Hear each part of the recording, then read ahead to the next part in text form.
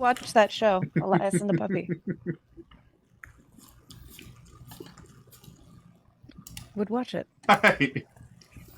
Hello again, adventurers, and welcome to us talking about how adorable Elias's puppy is. Aww. Yes. Pianchi is adorable.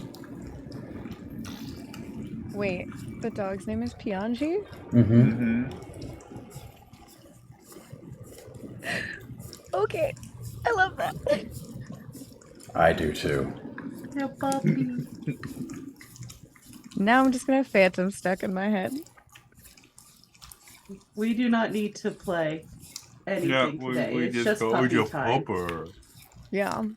So hello everybody, welcome to Tears of the Realms.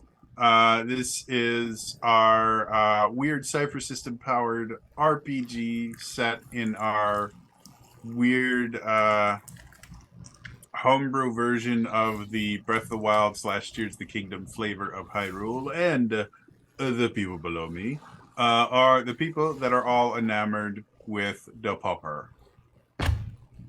And his name is Pianchi. And every so often, Sophie will join us. That is true. So, Elias, they're not going to leave. You were just giving him love, and now he has said that there is no love. Yeah. Oh, no. Now you're trapped, too. Probably wants to go out. Why does love end? That was really sad. So, do we have announcements? I will have an announcement right now since he's not here to say it. If you're at Big Bad Con, go find Lex and say, hi, we miss you. And if possible, find Omar too, because none of us can find Omar unless we accidentally find him, because he's apparently a fey creature. No, yeah, you can't find Omar intentionally. That's the rule. But you can guilt him into going to Christmas Eve dinner. Good to know. I tried to guilt Omar and Mia into playing on this show like 3 or 4 times, and he's always doing things. Importantly, though, when you go and say we miss you to Lex, provide no context. Yes. Don't say, yeah, I love Tears of the Realm. Just go out to, like, put a hand on his shoulder. I really miss you, man. And then walk away. In the deepest possible voice. Yes. I miss you. Hey. Don't go into the realms of flirting unless it's like that. I don't know, that vague, not vague, the aloof kind of. I miss you. I'll allow it. Thank you. We are going to get messages from Lex. That's fine. Why do all these people keep approaching me and telling me that they miss me? I don't think it's even going to be that. I think it's going to be we come back to play again, and Lex is like, we're like, how was Big Bad Con? And Lex goes, good but weird. People kept doing this. We have no idea why. Oh, that's weird. Weird. Real weird. Mm-hmm. Hey, you didn't watch last week's episode, right? Cool. It'll be fine. He doesn't watch the episodes. Just like Kieran. Excuse you, when I was gone the first time, I did watch it. I did not this last time because I had a funeral and a cruise, one right after the other. Thankfully, the cruise was first. Wow, that's whiplash, yeah. And 2 different performances. It was crazy. I missed y'all. By the way, I've been meaning to ask because you made me very hungry with all the food things you posted.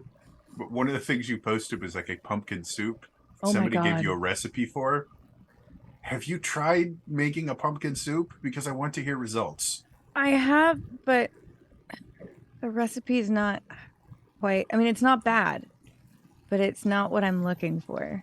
It's just missing that thing that makes you go, yes. Because a lot of the pumpkin soup recipes I've been given are almost more like sweeter. I'm like, it had a heat, like not a big heat, but it had like a great spice to it. And I'm like, someone has to have this fucking recipe. It's gonna haunt me. Is that pumpkin soup? So good. In I will. the I will find it. legend, In the there's a pumpkin soup, and we made it in acorn squashes because it was only Queen Venus and I. We made it on stream. That pumpkin soup was so good. Like, highly recommended. She's Could you vegetarian, send? so I think it's Could you vegetarian. send me some? Well, I would hope so. What else is going in the pumpkin that makes it? What do you mean some of vegan? them- no, some of them have like meat in it Oh. because they make it more like a chili. No, that sounds Oh. good. That's like a pumpkin stew, I feel. Yeah, but if Yeah. you're going like butternut squash, that kind of soup angle, then you might also end up with cream in it Mhm. because they'll Yeah. use like heavy cream. I've Mhm. got secrets called digestive pills. I also love your pre-theme mug today. Yeah. It's fall, motherfuckers. It Yeah. is, but it's not yet October. You're 1 day early for October, and I'm appreciating it. Pumpkins are not specifically October. I know, but October not a is the important jack-o'-lantern. month. No, it's not. Next time we're gonna come. All and play. fall is fall. All fall is good. October All fall is fall. the most important That's, month. yeah, that's Next yeah. time we're gonna Okay. come and play what? We're gonna see Kiri's pumpkin mug just have like paper cutouts for a jack-o'-lantern. And Yeah. I have like an actual pumpkin on my counter right now. Roasted pumpkins. Are you going It to turn would it into a mug? Baked. Not baked. We grew that pumpkin. That's a It's real big. different. We baked that pumpkin. That's a yeah. Those I'm are on two very different sides less of the than 4 spectrum. hours of sleep. The fact that I was not only here, but here before, like, I was not the last person to arrive is a miracle. Do we I will have always beat you in that aspect, Kiri. do we have any something other I don't announcements? want Do we have- Pumpkin. That's a really good pumpkin. Nice. Well, that is a pretty good. Did you bake that? I think so. I did, Pumpkin actually can be really tough to grow. especially Yes. in LA. Yeah. So the fact Anything's that you have a pumpkin hard of enough that size, except wheat. that looks that good, Thank you. that's awesome. That was Gourds in our general can get our tricky. rogue pumpkin that we from last year. Angelique took the seeds and then secreted them away into the back garden. We're like, oh, there's a pumpkin back there. That's weird. So, Elias, head of Twitch channel, are there things going on with ZU? Like, do we have ZU announcements? Not a ton right now, just like last week. I guess if you're in Australia, PAX Australia is coming up soon, and we do have a panel there. It's the same one we did at PAX West. So, you know, if you're an ocean away and missed the first one, now's your chance. I'm not on it, unfortunately, so it won't be as good. But I was gonna go with "You're only an ocean away." yeah. Aside from that, though, I want to say that's really all that's going on aside from the normal stuff. So far, I'm not on the upcoming podcast, which would mark the first one since the relaunch that I'm not on, but we'll see. They might pull me in last minute yet again. Stay tuned. The bitterness is not yet. No. I've been impressed that they've been relatively regular with the podcast. We had the whole Tears of the Kingdom launch thing that threw everything off. But they're getting a podcast episode out roughly about once every like 3-ish months, which is a lot better than it was before. So Once every year, yeah. stuff. Yeah.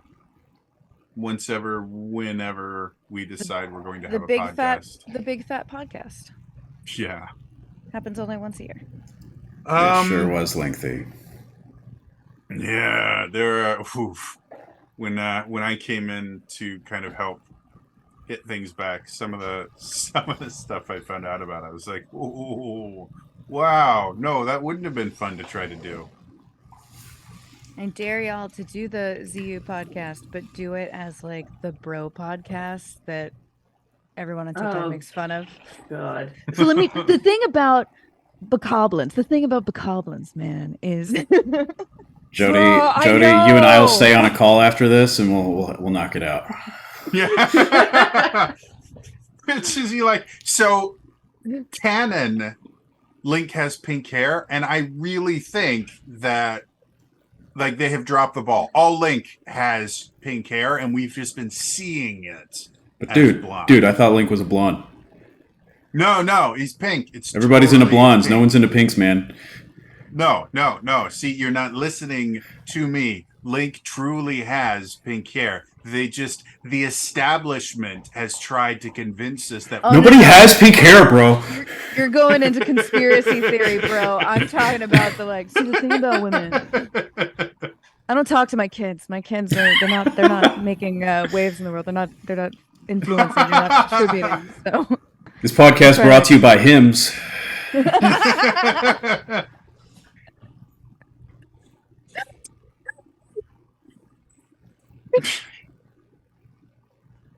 The world is a wonderful place when you don't take it too seriously. So, yeah. Wow. so Anything else going on personally with any of the Kick It Cast? I'm looking for work. Yeah. Wolfos can't look up. Wolfos can't look up, man. Grab a Wolfos, point it towards the sky, change its life forever.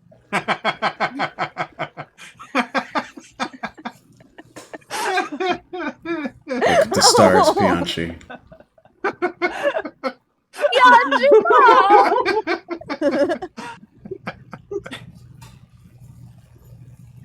I don't exist enough for this right now. He's so like in good shape though, and every time I think of Pianji, I think of that really mean line where he's like, "Pianji must lose some weight." I don't know what It's you're not- thinking of when you hear Bianchi. Phantom of the Opera, my bro. Oh. Bianchi is that a the, lyric? You know, uh, Elias the did tenor, not if I name remember the dog correctly, right? Bianchi for Nope. that. As far as I'm concerned, that is why he named it Pianji, and I will hear nothing else. No, Sarah, we were talking about how we were going to, Elias and I were going to make our own Zelda podcast where it was just like Zelda Bros. Because Kiri decided, was like, no, you should turn it into like just the bro Yeah. podcast. And so, Yeah, Connor would love So you basically, yes, you did. I think is the long and short of that 100%. answer. So yeah, cool stuff happening. Go to PAX Australia. PAX is a great show no matter where it is. Like they run a good show. In this one, everyone has an accent, so you know it's fun. Yeah. Time. All right. Except Dave. Dave's going to be on the panel, and he does not have an accent. Well, it's a little bit of Ohio, you know, in there, but Midwest. Dre, let us Those know. darn Midwesterners. Yeah. Don't worry, All he right. escaped. So, speaking of escape, I believe Good transition. managed good to. news! Both of the people. She who are started to conscious talk about are the here. transition before I said the word escape, and then put the word escape in there. It was solid. Yeah, right. And on that note of transitions, I think you'll find when we were back, I think Kiri wants to play. So yeah, if we don't have any other announcements, I think it's time for us to return to Tears of the Realms. Did you really just, when I said it's time for us to return, did Jax really just go, dang it? yes, but I don't think it had anything to do with you. Fine. I think it Jax did. doesn't want to I'm play sorry. today. What does Jax want to do? I thought we were muted. I was muted because I've got Hamilton stuck in my head now. Okay, I cursed myself. I'm so sorry. No, that's fair. I was gonna be like, talk more or faster to get out of this hole you're digging. I thought I was muted. Talk less, smile more. Don't let them know what you're against or what you're for. I still need to watch Hamilton.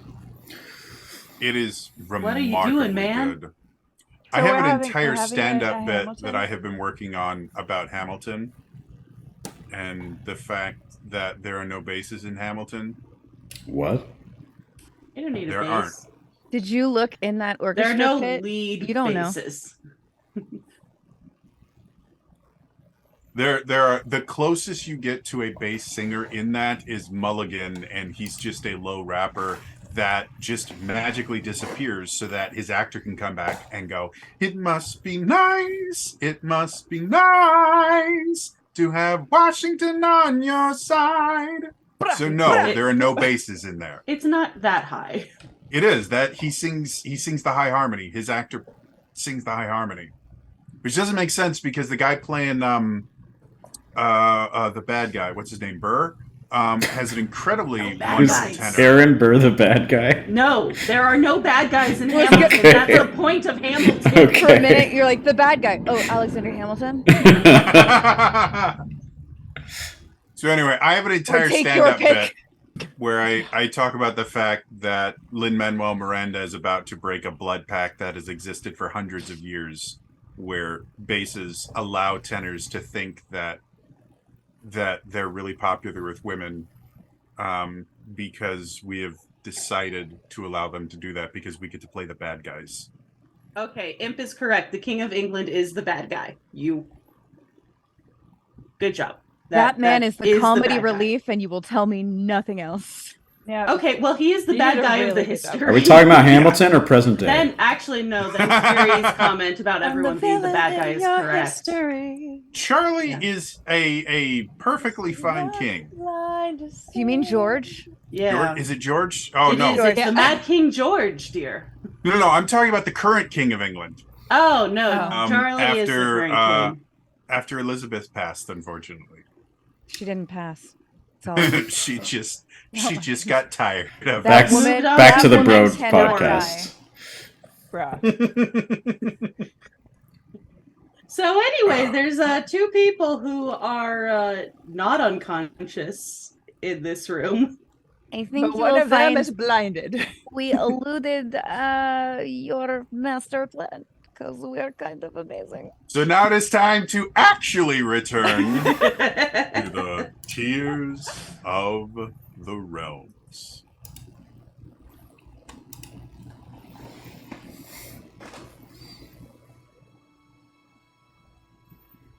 Don't piss off, So- I know. So we're back. I like Um, how all of Carrie's characters, sorry if I can interrupt, is don't piss off Carrie's characters. Yeah. Tessa was terrifying. I know gets sparkly. Blinding. See, I'm not Uh, always scary. I So- protect my friends. The actual recap.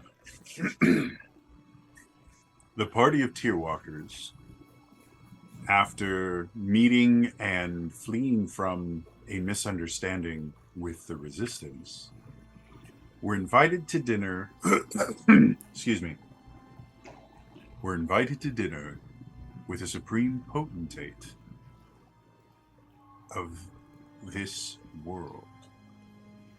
While they were eating, they attempted to learn more about exactly what was going on and try and figure out what the plan was.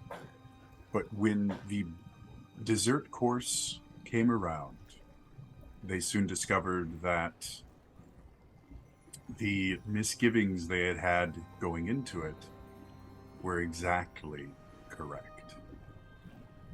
A strange smoke-filled dessert appeared before them, and when two of them inhaled the smoke, they were immediately rendered unconscious. The Supreme Potentate attempted to finish the rest of them by filling the room with smoke, which is when Dilly and Aino broke into action. Dilly using their newfound power and ability to interface wirelessly with various pieces of technology, was able to interface with the chair and thus gain access to the controls of seemingly the entire tower, shutting off the jets that were filling the room with a gas.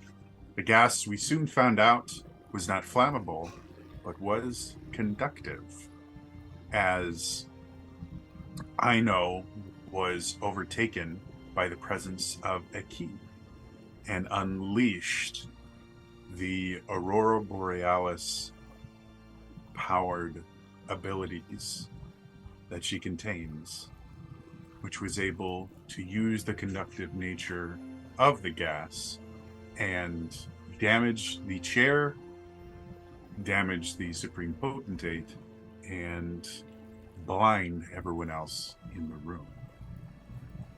And that is where we left the party. Well, I think the doors opened. Everything like unlocked. Yeah. So at the very, very end, after Where's my fish? yeah. Yep. Did I get fish? Not as of yet. It has Okay. literally been a split second since you asked for it, and I don't even think Zulta was that. Look, there is a very big difference between Dilly and Zolta and like their expectations around waitstaff. I just want to make that clear. It is weird that both of them have had things with waitstaff, but Dilly isn't trying to be rude, and Dilly If is I not had- making random strangers into I was going to say, at waiters. least one was an actual wait staff. They were actual waitstaff. If I had a nickel for every time that happened, I would have 2 nickels, which isn't much, but it's weird that it happened twice. And here's the other thing. This waitstaff had already given us fish. Dilly ate the fish, liked the fish. They just want seconds. Very different. So anyway, Dilly, the fish literally just tried to kill you. No, it didn't. Everything was poisoned. Okay, so it has like an agent in it that, but if I don't have any of the smoke around, then I'm fine. Okay. so what is, man, what is literally just happened is, Aki has again gone into kind of protector mode and created this kind of exoskeleton kind of thing, and has like put goggles over Aino's face, and Aino's voice has changed, and right as that happened, there was this massive big flash of light. Dilly, you actually would have felt not enough to get any kind of pain from it, but enough that you definitely recognized some sort of electric shock just went through the room. And I'll say, with how well you rolled last time, Kiri, the shock was enough to jolt awake your 2 Oh, good. companions. Oh, So Just 2, though, not all 3. I thought I was going to spend a while asleep here. Adesh and Zariah, you, despite the fact that you had your eyes closed being unconscious, you're still kind of blinking away the kind of phantom shapes of a very bright light going away, and your skin is like tingling, and you've got a headache, and you're not exactly sure what's going on, but as your vision starts to clear, What was in you that can dessert? see Aino, as you have only seen her one time before, and everything about her is different. Her posture is different. Her mannerisms seem to be different, and she has this kind of stone cold expression that you've never seen her have before. And she's looking at the doors that have just opened, which you can see in 4, 2 on each side, in 4 of the 12 total doors that have opened in the wall. 4 of them have wait staff that are in various states of shock and unconsciousness. The remaining 8 have guards in them, which are all in a similar situation of they're either partially shocked or completely stunned from what happened. So it doesn't look like you guys are in immediate danger yet. Zoraya's gonna look at Ino, just like, barely from what she can see, and go, yeah, still attractive. Separately, Adesh goes, weird dream, but I'm into it. Zoraya fist bumps. How are there now two of them? The other thing that Do you forget who I was raised by? Do you forget who was flirting with her? the other thing that you noticed specifically, Dilly, when Cripples. when the shock went off, you were still connected to the throne, and so as it went off, your connection to it immediately got larger, and in your head, you basically saw, because the throne itself, you found out was connected to literally everything in the tower, and the tower itself is connected to the entire city. You realize that the Supreme Potentate could literally control everything in the entire city from that chair. And when the shock went off, you got this like complete picture of the tower and some of the surrounding city. And the thing that fixed in your mind the most is you got a connection to the crystal underneath the tower, and when that happened, you felt a warmth. I believe, Dilly, you keep your tear walking crystal in your pocket, right? Nope. Where do you keep yours? Hair. Oh yeah, hair. So you immediately felt like kind of a warmth behind you. Warmth in your hair. as It's you're- on the side, just so you know, behind the Yeah. ear. From you feel a warmth from your tear walking crystal as you realize it has activated. But it seems that the only thing it is currently doing is detecting the location of the large crystal in the basement. Any other abilities of your tear walking gem seem to be non-operative. The rest of you, aside from probably Ino, because Aki has their own kind of directive that they're focusing on right now, the rest of you would have noticed that for the first time, your tear walking gem seems to be doing something. And kind of similar to how if you were looking for a teardrop, it would point you to it. It's pointing you down. But the only thing it is currently doing is pointing you down. It will not kind of respond to any other interaction you have with it.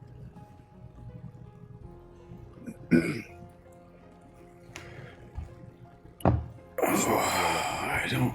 Oh, I don't think this is a dream. Oh. I'm gonna slowly start to come to. My little hybrid person just kind of like, without really looking over her shoulder, of like,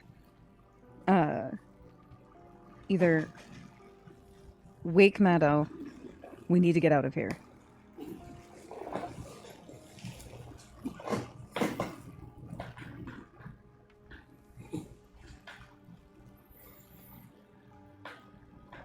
Apparently that's silence. Did we? Did you say that aloud? Yes. Oh. Sorry. We were all apparently. It's like I thought you were talking to a key, like mentally. No, 'cause there was no like accent. no, So. my little. Well, because right now I'm this weird hybrid of Oh, gotcha. both. Yeah. Okay. She loses some of her accent when she goes hybrid. Okay. You get a weird double voice kind of thing. Actually, probably it's more than just one. That's cool. Soraya kicks Maddo. So do we? Does Maddo She wake? kind of has like a Tok'ra thing going on. That's really cool. Tok'ras take turns. Sometimes. I seem to remember something happening to Major Carter at the time. Deep lore. I'm gonna have to go back. Are and there look. any visible, like, out of the doors that are open to us? Do any of them look like, that's the one that's going to take us to like a main hallway or a stairwell? There's an or- elevator, right? Go ahead and roll me a power check. Did Matto start to wake up with the rest of us? He seems kind of stupefied, but you think, given the right incentive, he will probably move. You're thinking probably for the next like 2.5 ish. But he's hours, but he's he probably won't conscious. say anything. He looks conscious Okay. enough. Yeah. Just trying to make sure if we have to carry him or not. It's a lot of muscle. I'm assuming, hopefully, that this is enough. A 17? More than Okay. enough. Cool. I was like, do I need to add edge? I hope not. It They're not was a ready. difficulty 3. Oh, all right. So looking out, it seems that this room in and of itself seems to be kind of like all roads lead to Rome. All We're not hallways trying to lead get to this Rome. We're room. trying to get... No, okay. I'm sorry. All hallways seem to lead to this room. And kind of looking back, the hallways that you can see are very, very thin, only wide enough for a single person to kind of stand in. And there seems to be doors behind them that would lead to other areas, but as far as you can tell, they seem kind of ancillary to this room. You think the only real way out of this room is the elevator. You don't even see a set of stairs, which is definitely against building codes, but... I mean, I don't think the potentate is really worried about anybody else's safety. Right? No. He's got his own secret chair elevator. So as far as you can tell, the elevator you guys came in from seems to be the only way out of here. And that's not blocked, right? It is currently open. All the doors in the room right now are open. As Okay. far as being able to use it, you guys didn't interact with it when you got in. You got in and it took you here. My weird little super I know points to Dilly and then the elevator and ask, are you able to access this? Am I able to access this? Currently, The thing you're with the not. chair. Currently, you're not 100% certain. Your connection with everything was severed when the shock happened, but you haven't tried. So if you want to try, you can. Dilly, Tersino goes, maybe? Then maybe we will get out of here alive. That was very sad. Okay. All right. I think looks like we should go. We should go. Yeah. No, we should go. Okay. Yeah, we should go. The guards are starting to kind of blink and come around. Okay, I'll try They and all- connect. They all seem to have like a pike type weapon and a very large kind of tower shield with a notch in it that you think the pike probably sits right in. But at the top of the pike, instead of like being a spearhead or something like that, you just see kind of a brightly glowing, almost like LED looking light. And as you guys are all kind of looking, a few of them kind of tap the pikes on the ground, and you watch as little sparks come out of the top of the pikes. So I'm going to try and connect. I hear those And things can then you- deflect lightsabers. In the meantime, can Zarya see this make a shield? I'm sorry, can you say that one more time? My brain just glitched. All right. Can Zarya make a shield? Yes. Okay. So you guys watch as Zariah kind of looking around the room. The room is very, very bright. And so finding shadows... Oh, wait, no. This is light-based. Never mind. So yeah, you So sit it's there extra strong. and... so as you sit there kind of looking around, you actually look at one of the pikes that's shining very brightly and just kind of point at it. And you watch as some of the light from the pike just kind of comes over and you start building this shield of light.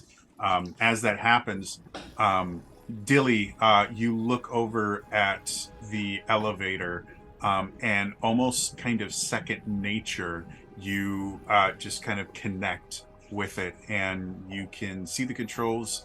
The entire building has been damaged by what Aino did.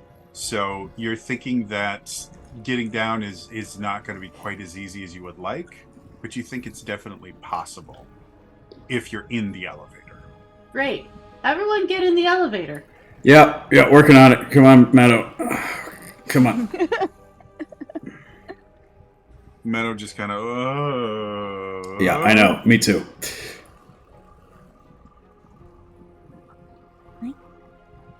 As we cross the threshold of the elevator, Mhm. I'm going to turn to whoever is next to me that does seem like they can formulate words for the next 2.5 hours and say, anyone else feeling that? I assume from the crystal? Oh yeah. We're gonna go down. Yeah, all the way down. Yeah, okay. So Zaraya is going to be the last one, just sort of standing with her shield to make sure everyone gets in. I think I'm gonna be Or down. on level with you, just with like my arm out of like, if I gotta shoot anybody, I'm gonna do it. As you guys go in, you see that the guards now are finally kind of coming to their senses. You see a few are starting to lock their pikes into their shields, and they're moving forward, and the doors are still open.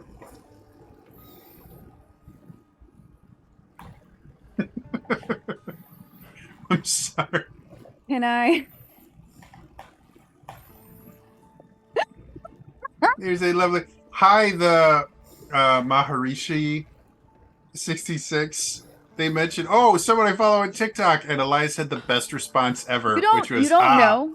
one of my 10 TikTok followers. No. I know every single one of my 10 TikTok followers. Also, Do my you, face though? doesn't typically appear on my TikTok, so I have anxiety, Sophie. If Love me. if I put like one of my hands on the elevator, can I give it another little like Oh, no. electromagnetic thing to power it?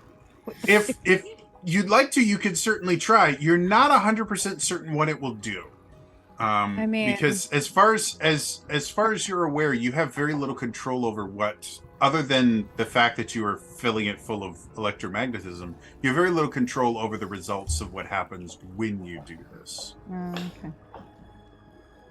I will say, Dilly, if you see this happening, the last time she did something, it cut your connection. Oh, okay. no.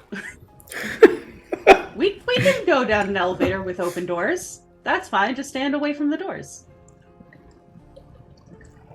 All It'll be right. fine. You can control the elevator, but not the elevator doors. Yeah, no, what? That's fine. Actually, to be fair, that makes sense because that's the case with all elevators. You can make them go up and down, but your control over the doors is no. It's just a fake little button to give you the illusion. Well, this is the fanciest elevator I've been on, so.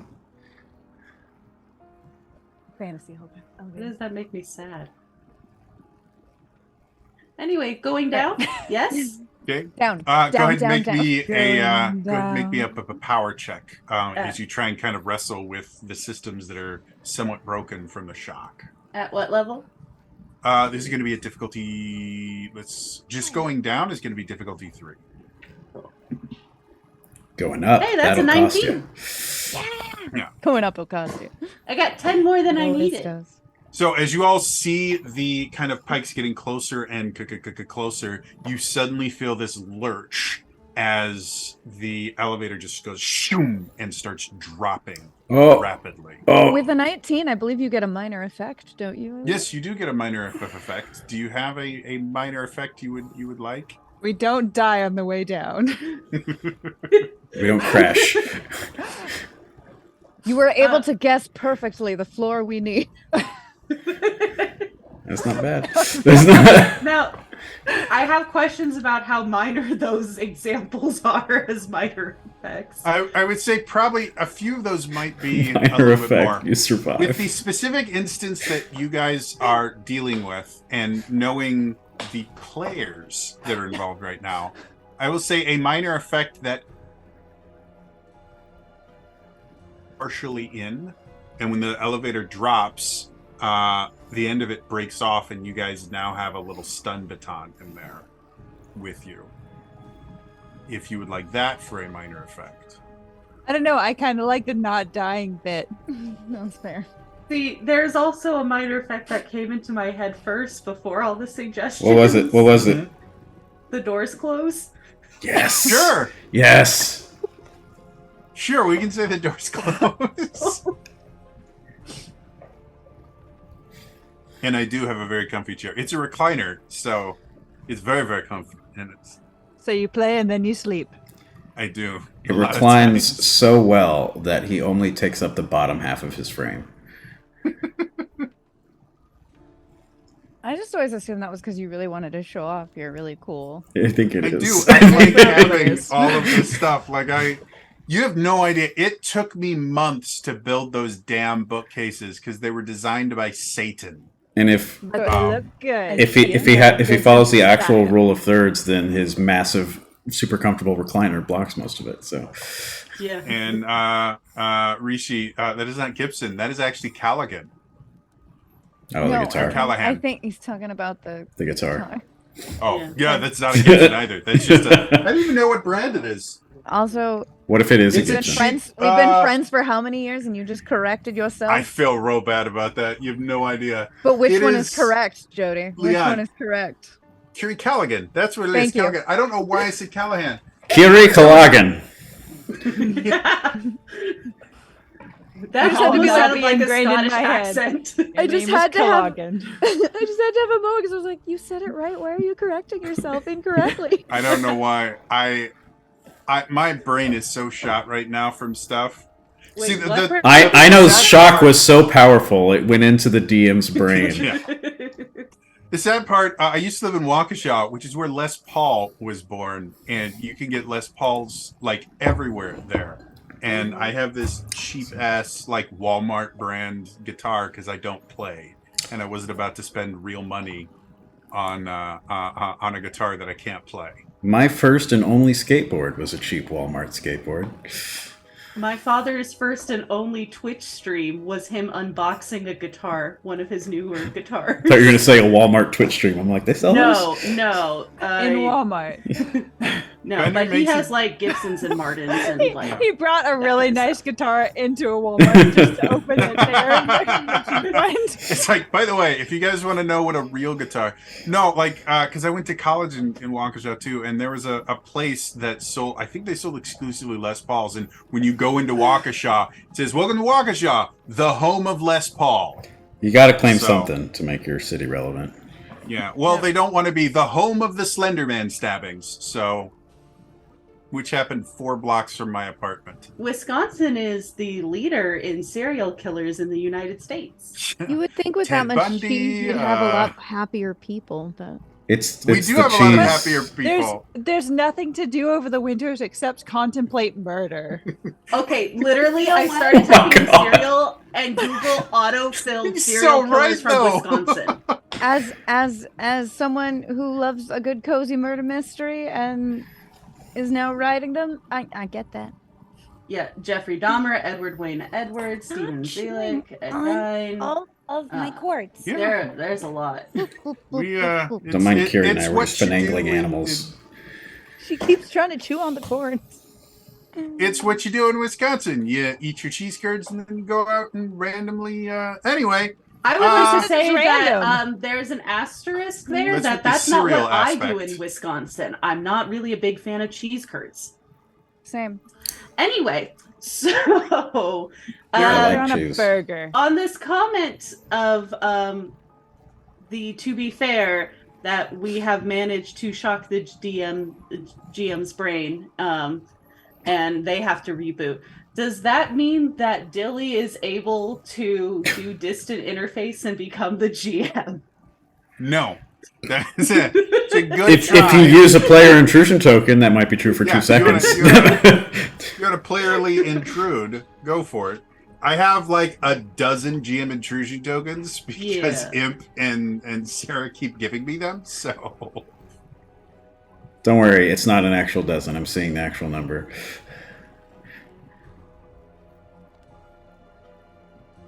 It's like 6 or 7, so like half a dozen. A baker's half dozen. A baker's half dozen. Okay, so we're going down. So We are going down. I the hope doors so. are closed. as you guys are going down, every so often, I know you will feel this kind of pulling from inside the kind of circuitry itself, as the people in the building are trying to get the elevator to stop on certain floors. And again, as you connect with the elevator, you can see every probably about 6 or 7 floors. There is like an entire regiment of guards that are just waiting for a door to open. Oh, can you make it not lurch like that? No. Oh, okay. Elevator. Elevator go up. Dessert was too elevator go much. down. No, elevator go down. I'm real glad those doors closed. Because there's some people wanting to attack us on the other side of many of. How can you wanna tell? say, Oh, that was- never mind. A very abrupt, cold state or no from Dilly. Dilly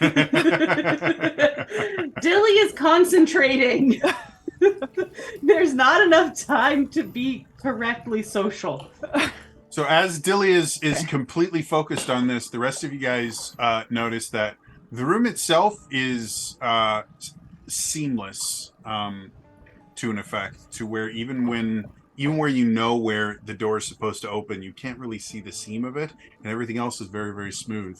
And as you guys are sitting there, you suddenly see in the corner of the room a small square of the roof kind of breaks off and lowers down, and you can see what looks kind of similar to the gun that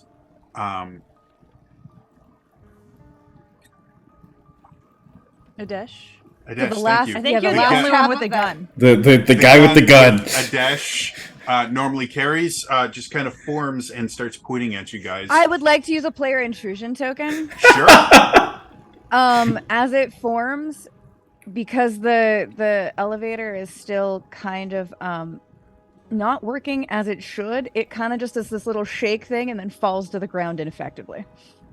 Sure. Okay. So it comes over and you watch as it trains. Well, here, just for fun and because I can. It trains itself on Dilly, and I know as you watch it kind of train on Dilly and it starts powering up, you immediately start to raise your hand, and then you watch it goes and just falls to the ground. I'm going to very, very slowly walk towards it so as to not upset my stomach while walking in half G. No.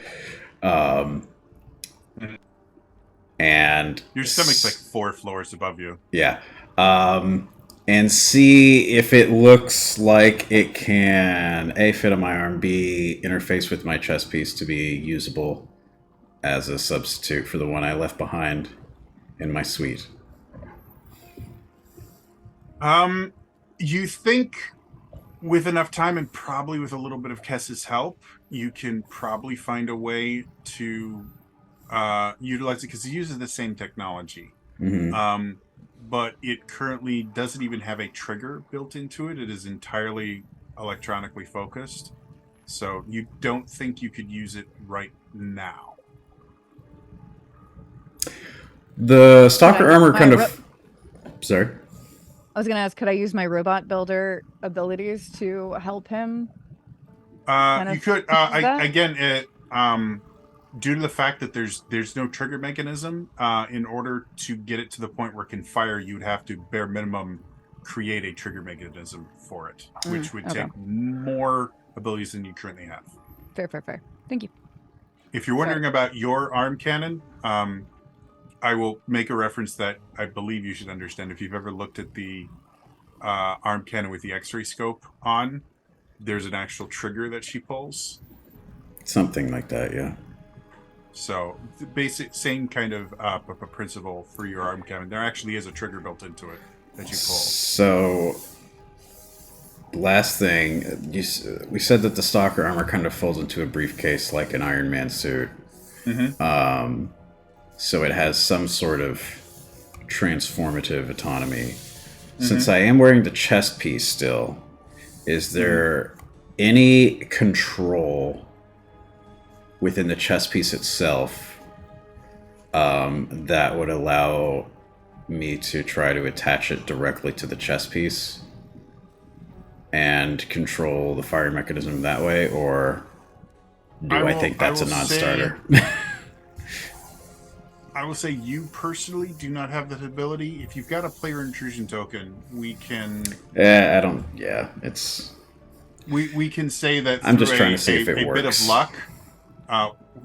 If you wanted to use I'll say you can do that. It'll cost you a player intrusion token. Yeah. is what it is. So No, that's fine. No. I was just seeing if, like, based on like whatever inherent suit knowledge I had, if that was a thing, or if this is just a defunct turret. Unfortunately, your knowledge is kind of limited to kind of basic maintenance and stuff. The suit, you actually don't know how it was built, because most stalkers don't understand all the mechanics. They know how to make it work.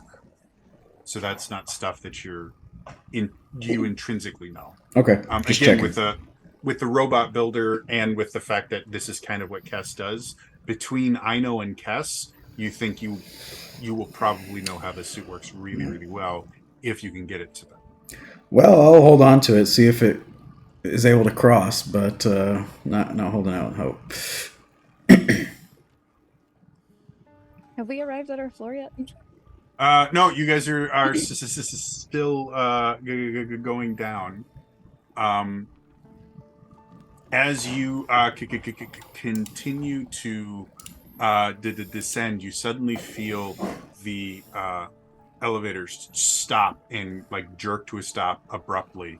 And you guys can hear the sounds of doors opening, though your particular doors don't seem to be seen as elevators have two sets of doors.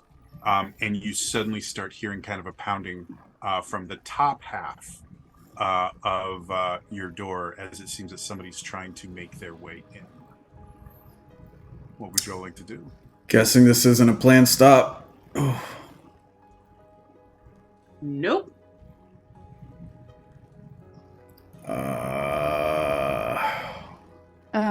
How much further, based on our gems, does it? How faint or strong does the crystal feel away at this point? You think you're roughly about half the distance there. God.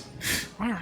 So They dropping's don't not have, an option. you know, they Well- don't have readouts on them. How good is everyone's climbing?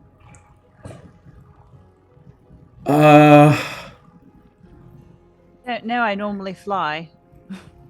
Can Normal? you fly in basically this amount of space? I can't fly. I don't have wings here. True. Dilly, please. Look, I've been focused on a lot of things today. All right. Is this stopped for good? Can you no longer force it down? Have I like reached a barrier, basically? You're fuck. I'm gonna try and say this again. You are effectively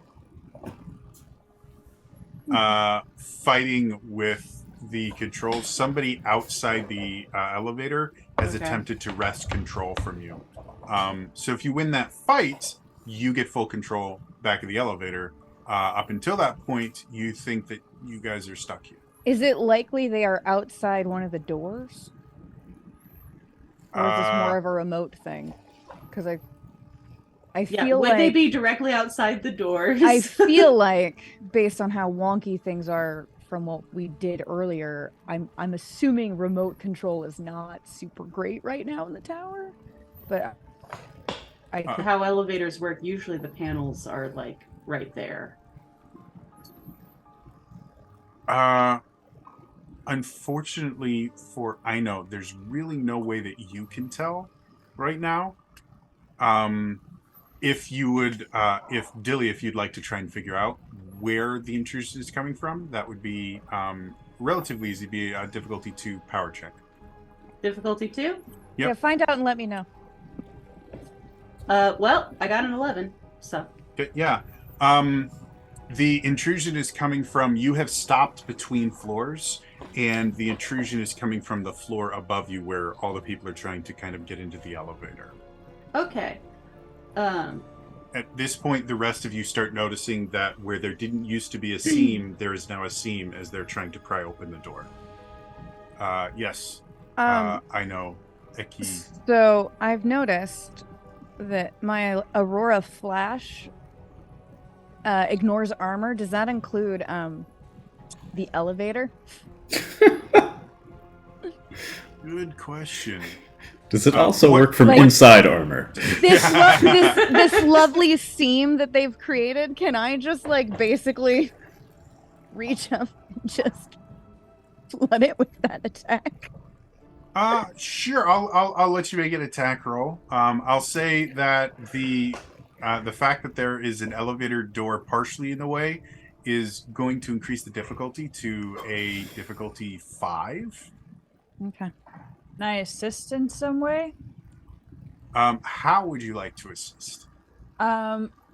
Since you said the door is sort of cracked, right? Yeah, Okay. they're slowly trying to pry it open. So there's this very very thin line that you guys can see through. Okay. If she can see through, can Zariah make sort of, I don't know if I can actually do this, but Can you lift me? I mean, yes. So, because she's short. So if I can actually reach up and literally grip the crowbar and use it basically as a lightning rod. Ooh. Okay. I was And- sort of gonna give you something like that anyway, but let's do I that. just want to say, while this is happening, Dilly is trying to wrestle back control. Can Sweet Zariah pea. make stairs? Because she's I love also you short. so much. But you are driving me crazy. Two short people in a trench coat. Short I people still got can't reach it. no reason. Get Matto. Matto's like 6'20". Yeah, but he's not here, and apparently is more. Well, he's simplified than standing normal. upright, and you just stand on top of him. Oh, to be fair, I also realized Use him I as a have step my- ladder. I have my jump, but I don't want to have to use 2 power points just to right now.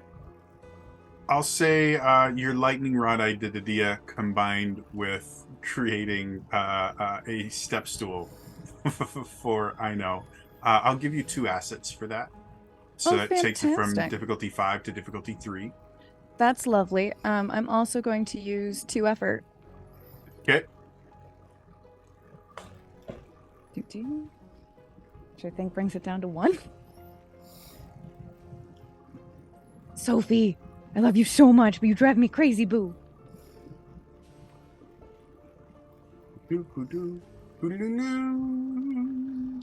That looked like excitement. Trying to not roll it. I mean, if it's power level 1, it's going to be pretty It's hard. a natural 20, bitch. Oh, damn it. Ooh! It's a natural 20. It was a natural 20 and then it moved. And And then then Um, Sophie. I just wanted to brag about it because I was like, I didn't need to bring it down to a 1, but I did. So you get a major effect. I would like to give Dilly full control of the elevator. Okay. So, as you guys can see, the seam is certainly going. You suddenly hear this very loud slam sound as you watch as a pry bar is inserted. And you watch as the little seam starts to get bigger and bigger. And Aino just kind of look. You guys watch as Aino, completely emotionless, just kind of looks up. Richi, you see that she's just barely too far away to reach it. And Zariah just comes over and just goes, huh, and lifts her up. And then as soon as she touches it, you guys see this kind of bright flash of light, and you hear this, oh, yeah! And then the door shuts. Sorry. Is Matto crouching then? If Zariah and Aino can stack. Matto right now is just out of it. So Matto's he like, is. I'm He's so in the standing, but he's corner. kind of slumped. Matto is an object right now, so you can bend Wow. him and, you know, Way to put him objectify our into players. space. He's a himbo. He likes it. God. You can't make that assumption. You have I've to talked to have Lex. his verbal consent. I've talked to Lex.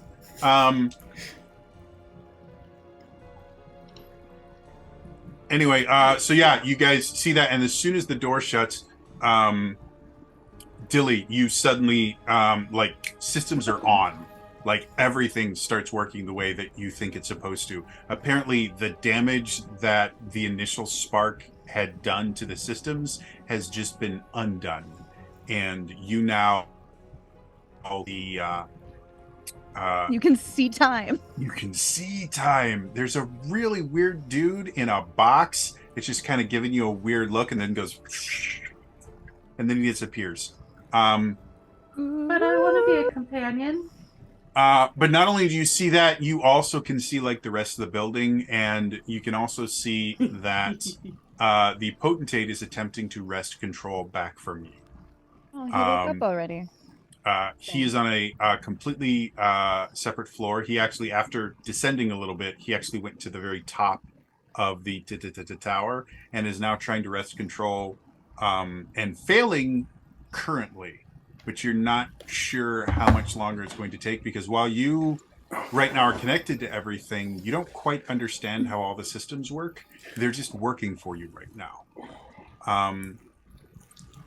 The Supreme Potentate knows every one of these systems, and you can feel him slowly doing his best to take away the control that you do have. So you think that while you have full control right now, that control is going to go is going to deteriorate rapidly.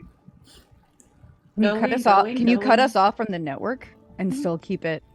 Can you make this like a manual elevator, basically, on a closed circuit? I'm going to say something that Dilly thinks is true, and then Jody, you tell me if it's true. Dilly thinks that it's taking all the effort to keep the potato from taking over. That's fair. For the most part, kind of. He's a potato. You're not actively fighting against him. The system itself is broken. And just the mere fact that you're attached to it and it seems to be working for you is what he's trying to. As much fighting him as much as it is, you're in the driver's seat right now, and he's trying to take that away from you. He's effectively trying to break the system because you've got his credentials effectively.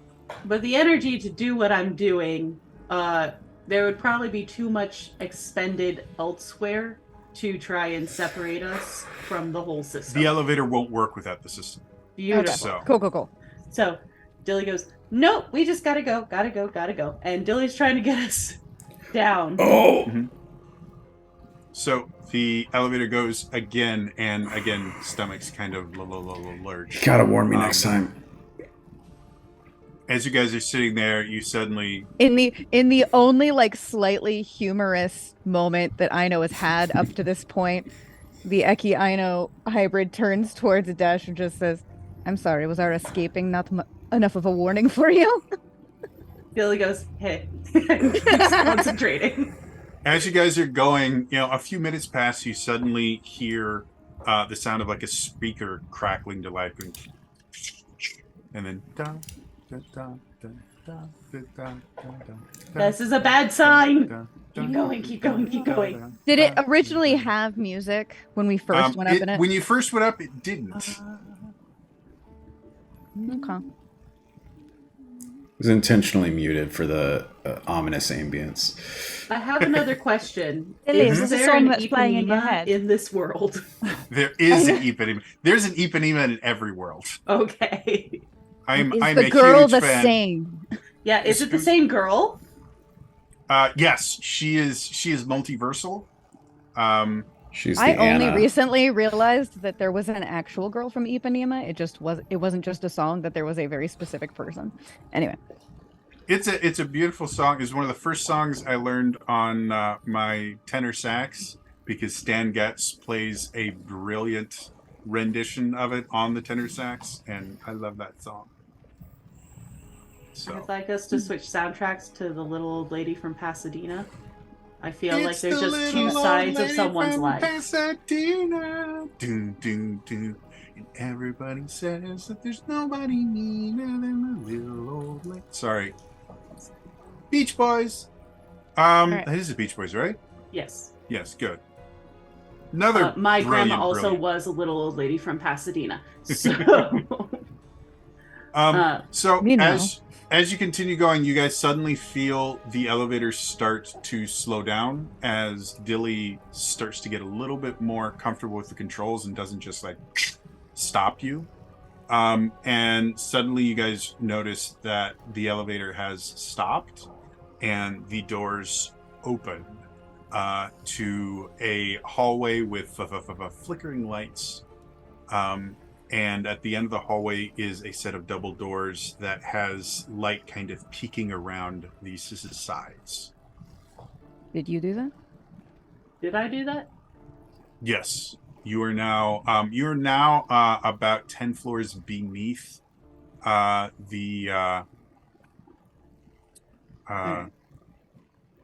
the first level of the tower. Is there a panel or anything Outside, yes. There's like for the elevator? Yeah, there's like an emergency repair Can we panel. manually basically turn the elevator off? Take it offline? Go ahead and make me a power check. We'll call this a difficulty 4. Zariah takes out her hammer. I mean, yeah, I was like, there's a way we can make sure it's offline. Just destroy it. I think that Dilly, I can know you is lock it to thinking this about an floor? escape as well. Yeah, Dilly, can you lock it to this floor? Can I lock it to this floor? Maybe a more manual solution would be better if this potentate can just hack the Yeah. elevator. I'm Yep. gonna use another effort for this, Okay. or another 2 effort. Sorry. Okay. I was looking at my edge and going, it only cost me 1. 16. 16. Yeah. So as you're sitting there, you think the kind of repair aspect would not be able to lock the elevator at this floor. You might be able to jury rig it to make it harder for someone to make it leave this floor, but without something like physically stopping the elevator, because everything is effectively electronic here, it is you're basically fighting for time, because any access panel can be overridden or bypassed eventually. It just depends on how crazy you want to get with what you do to the panel. But unless you physically put something in the elevator that prevents it from moving, you're just fighting for time. What about that little turret thing that fell off? Could we use that to wedge something? You don't think it would withstand a whole lot of force. You would want something significantly stronger, Like if, a shield? possibly. That would involve leaving her rod of Shadow Command behind. No, I think Oh, she's no. thinking about Maddo. The one who Maddo. actually has shields. Maddo and his ooh. many shields. Yeah, you think a decent sized shield? It would involve Maddo leaving one of his shields behind, but he makes them for a living. That's true. This works out. We're going Maddo back has- to his shop anyway. Your time has come. Maddo goes, and he kind of reaches his arm out, and you see the shield just kind of appear on his arm. And it takes you probably the better part of like 30 seconds to a minute to kind of explain to him, no, we want to keep your arm. Can We we, just don't want the take it off? shield. No, give me that. And he keeps like giving you his arm and then taking it back. And then for a second, he like makes the shield come out of his foot. And you're like, no, I want. Why would that? No. Because I And think he was eventually you allergic get to the- that poison. Eventually, you get this shield off. And in order to actually get it to jam, Dilly, you have to send the elevator up enough that basically the shield is sticking out of the elevator and stopping it on the floor. Okay. I will do that. So you guys sit there and you hear the sound of metal grinding on metal as the elevator keeps attempting to lift, and it's just not going. Okay, let's go. Let's go. So as you guys go through, eventually you get to this double door, and you notice that the door itself is, first of all, reinforced, and second of all, locked. But this is an actual manual lock. There's nothing about this door that is connected to anything in the system. What would you all like to do? Can you make a key with your shadows? I can. I can pick it too. Zariah shapes a pickaxe. Oh, that literally. And I swings love at the you door. so much. Oh my god. Why don't you make me a courage roll? You think this is probably going to take a decent amount of time because it's a very thick door, but you have a tool specifically designed to dig through things. So you think it's possible. That was amazing. I love you so much. I kind of expected Ender to go, no, not that kind. Not quite what I was. All Oh, right. that text is awful. I trust you. All right. So I'm sorry. You said courage roll? Yep, Or power courage roll? roll. Courage roll. Courage. Yeah, this is pure brute strength. All right. Good. Let's see. From Imp, take a reroll token. Oh, and I forgot. From Sarah effing Guzman, Dilly, take a player intrusion token. Thank you. The note being, that Dilly, doesn't want to try to get to 100 again. I saw the Oh note. my I didn't God. realize I got a point. Yay! I got a 16. I got a while 16. ago. Yeah. So as you're sitting there and you're breaking through it, it takes a good like 10 minutes to get through it, because again it's a very, very thick door. And you guys can hear the elevator kind of coming up and down and slamming into the shield. And near the end of the 10 minutes, you hear the sound of breaking metal as the shield is sheared off, and the elevator finally starts ascending again. I would like to use another player intrusion token. Okay. What would you like to do with this one? I would like one of those shards to get stuck in a weird way against the actual shaft so it cannot move well up and down. Like, I don't So- think I can manage to actually stop it. Nails against As- chalkboard as it slowly As the rises. shield is seared off, you guys suddenly hear the sound of nails on a chalkboard as the elevator goes, and then it stops for a little bit, and then it kind of comes down, and you watch as the elevator comes down. You see a part of the elevator come down first. The elevator is now in the shaft incorrectly. And every time it moves, it makes this really, really horrible sound. It is not permanently broken, but from your robotic knowledge, I know, in your subconscious, I know brain, you're sitting there going, oh, that's going to be a very expensive fix. That's going to leave a mark. It's gonna be Billy triple feels overtime for the bad factory the workers. elevator. It's odd because it's very much an I know comment, but it's said in the weird, like, God voice of just, that's going to leave a mark. So I was fidgeting with the D20 I had out, and it accidentally fell and hit my mouse and rolled under my phone, and I rolled a natural 20. Can we use that somehow? No. Good Really, try. I really don't think that's how rolling works. No. So I was sitting here with the D20, and I was just turning it around in my hand, and suddenly I saw the 20. Oh, like on a it. So- Triforce. We can Literally, use that, it right? popped out from between my fingers, and The Triforce just randomly appears. Hey. So as Zariah finally gets her way through this door, you guys are suddenly bathed in this bright white light, and as you come in, you suddenly feel everything kind of just stop. Elevator music gone.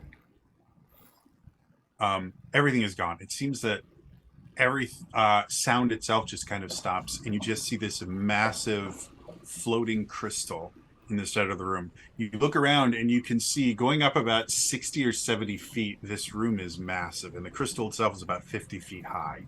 And you can see some kind of cables coming off of the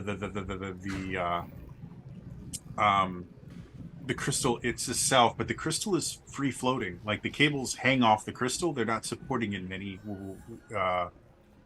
way or form. And you instantly can feel your tear walking gems start to resonate, but they seem to be waiting for something. Cables look like they're connected to the tower, right? Yes, you with just some very, very brief intuition, you get the idea that each one of those cables, they're massive, like 4 foot in diameter cables, and there's about a dozen of them. So you think that's where the city gets the entirety of its power, is from all of these cables.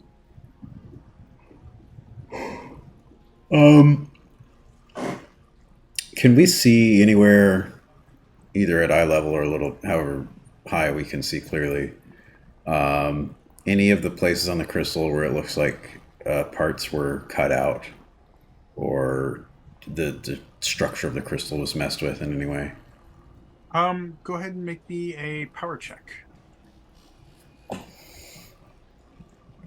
Difficulty? We'll call this difficulty 3 because it's a real big crystal,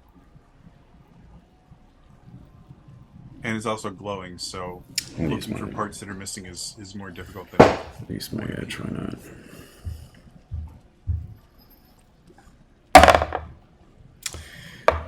not? 18. Yeah, looking around, you can see parts in various places where the kind of facets of the crystal seem to be damaged or artificial. There's not a lot of them, though. Like, doing like a quick count, you think they probably tried to break off pieces no more than maybe about a dozen times.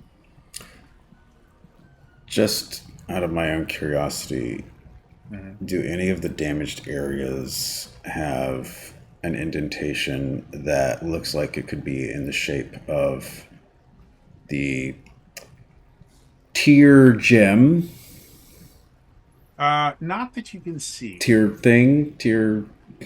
Most of the pieces that they broke off, as far as you can see, look to be like big pieces like that. Okay.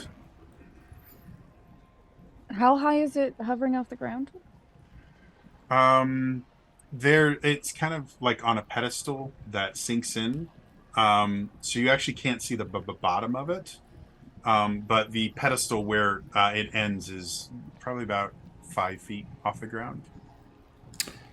With the aggressive learning, I'm curious, do I feel like with the way that our gems are pulsing and whatnot, it would be a bad idea to touch the big giant crystal? You don't get any sort of kind of foreboding feeling about it. Okay. It doesn't seem to be. Again, the cables are attached directly to it, and they don't there's no like sparking or anything coming from them. So you don't the cables are attached to it. Yeah, they're directly touching the crystal. Key / I know would like to try to touch the crystal to sort of like see if there's any kind of interface with it of like, hey, do I feel like these cables are hurting this crystal or something like that? I don't know. That's a weird thing to say, but I've said it. Sorry, and you said the cables are touching the crystal. How are they touching it? Are they like just sort of resting on it? Are they holding it? Are they like wrapped around it? You're not entirely sure the method of their adhesion, but they are directly kind of flat against the crystal. And they are somehow attached to it. You don't see any bolts or anything going into it. So whatever is attaching to it doesn't seem to be piercing the crystal in any way, shape, or form. But they are adhered to the crystal in various places.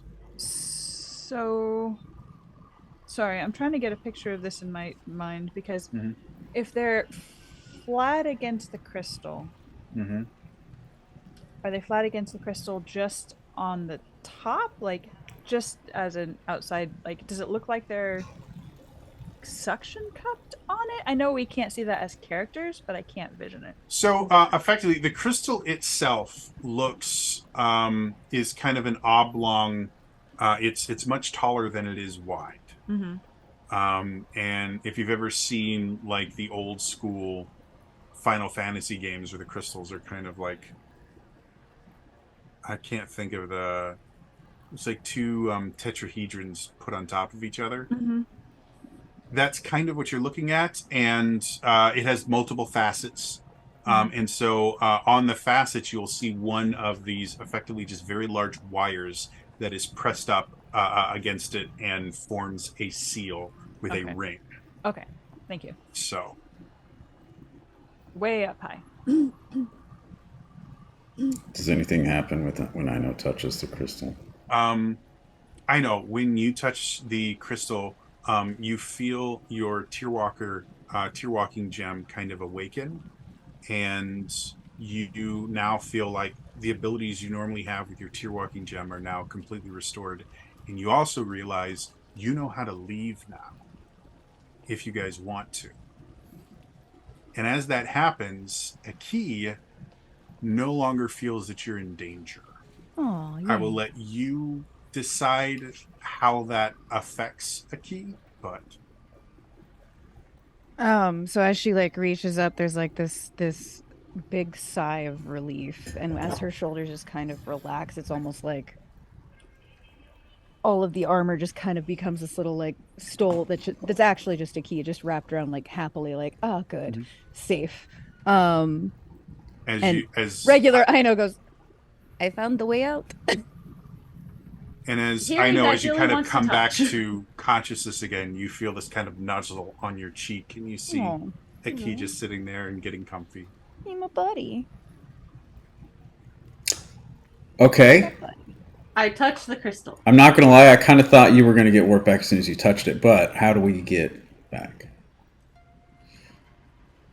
I'm assuming we have to engage, like actually engage our Tearwalking gem. Yeah, basically, you have physical contact with your Tearwalking gem in some way, and you effectively kind of will the Tearwalking gem to create a gateway for you to leave. Okay. I'm just gonna communicate that. So we should all touch. We should all touch this. I had already touched Yeah. the crystal by this point. As Ino is explaining that, Dilly has already kind of gone up, and Dilly, as you touch it, you again kind of feel your Tearwalking gem reactivate. And Is there some way, do you think, I don't think it would do anything for good, but I mean, we're here. And fuck the potentate, right? He tried to kill us all. I think we're thinking the same thing. I just want to, Matto, no, put your hand. Yeah, right there.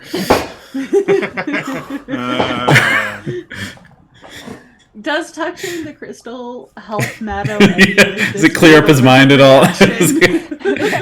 Not your foot, Maddo. Your hand. he goes up, he licks the crystal for a little bit. Hey, licking probably works too. You know, Actually, yeah, it might work better, licking honestly.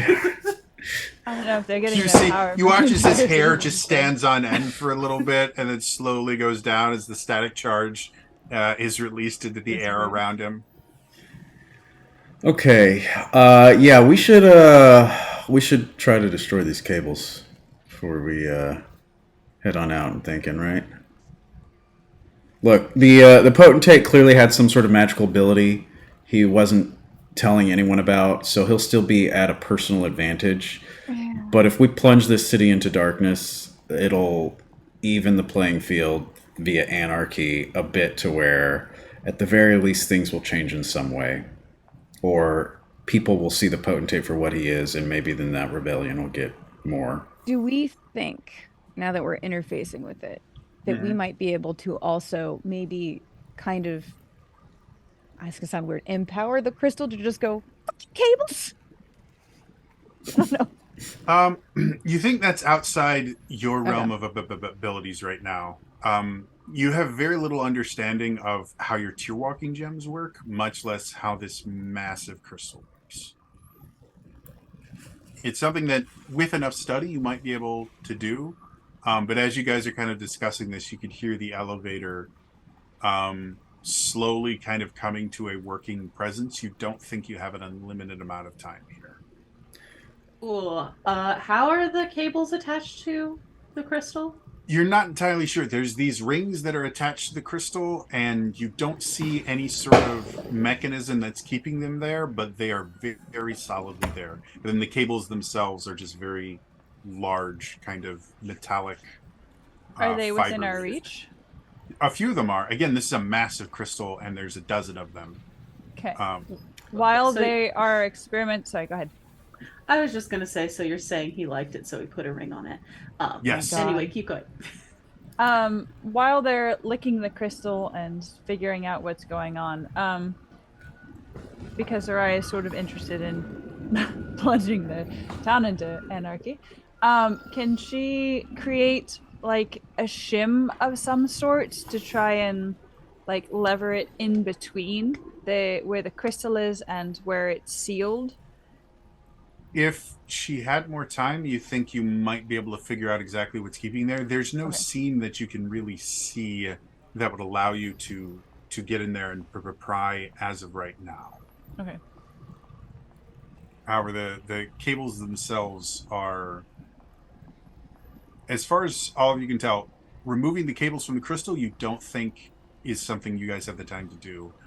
Severing the cables themselves you think is possible. They're just big and will take time. Yes, Elias. Couple questions. Sure. Have we established how my remote detonation works in this tier? Oh, yeah, we all have it. Most of us. Ooh, very good question. About that. It everything would have been with how the foci work. All of your normal abilities would have been transferred to your suit in some way, shape, or form. Right. Which I do have You have a parts of your suit. centerpiece of my suit, but I was wondering if we just have established how that worked, because I don't know if that was a gun related ability. I figure The way that I viewed it is your the ability that you got from your your Easy one, adjective. thingamajig. I can't remember what that's Oh. called now. Descriptor. That was the stuff that came from your gun. So basically, all of your different elemental things came from your gun. The rest of it would have been different things that kind of popped up your suit, a la Iron Man. Like he had the shoulder mounted stuff. So if you want to say that your remote detonation thing was effectively a little thing that you would shoot into something to make it explode, we can say that. We can say that you because your particular stalker, they would have prevented you from taking any weapons with you. But your particular stalker armor is effectively a custom model. So I have no problem saying that maybe that remote detonation thing is something that they were not aware of that you have, and it's built into your chest piece. so. Then, if it's a small projectile that I just shoot towards a target and it explodes, I begin to disrobe to reveal my chest piece, and Hey Big Spender starts playing randomly. yeah, thank you, Crystal. And I'm gonna try to just aim towards one of the cables in a structurally questionable place, as close as one looks, and see what we can do. Go ahead and make me a power attack roll. We're going to call this difficulty 5 because they're very, very big, thick cables. Okay.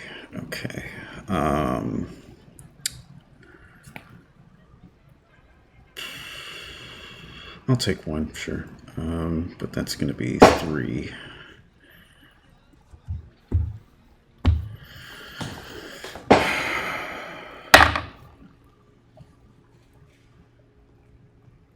So I burned 3 points with an effort to reduce the difficulty to 4, and I rolled a 13, so that should be good. That definitely works. So you guys watch as Adesh starts kind of unbuttoning his very complicated tuxedo shirt that he was wearing. You see him start taking off the suit coat, kind of throwing it away, and underneath it you can see this chest plate. That at this is the center of it, you could see a symbol that looks very similar to the pendant that Adesh was wearing previously.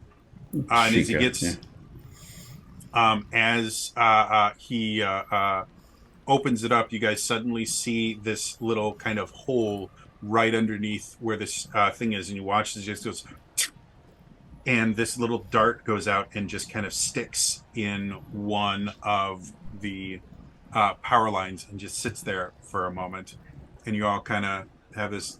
Oh, is that it? Cover your. And as soon as he goes, suddenly this, and you watch as one of one of the power lines just explodes, and you watch as kind of lights blink on and off all throughout the room, and the crystal itself starts glowing just the slightest bit stronger. Oh. I think that worked. I like that. Zarya seeing that, can she use her crystal to, because she also has a detonation tier. Well, you have a grenade. You both have So bomb-like if you would things. like to if you'd like to use effectively your grenade, there's another one that's you have to walk a little bit to get to it, because again, massive crystal, they're pretty far spaced out. But yeah, you can go, and if you want to use your tier for that, I'll just have you make we can call it a courage attack if you want to hurl it with force. Or like wedge it in between the wire and the crystal. Again, you don't that think might you can damage the wedge it. crystal. You don't think you can wedge it in between the wire and the crystal, but you could probably wedge it somewhere around the wire. Yeah, okay. So yeah, just make me a courage attack roll. Okay, so we've used our crystals or our tier walking gems before, correct?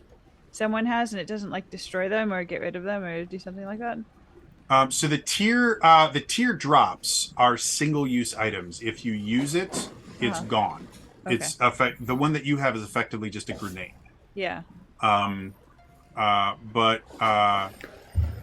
it is intended that you guys will keep kind of searching and find more of them as you go around. They're in the cipher system. They're called ciphers, and they're meant to be used constantly because you're supposed to be constantly finding more.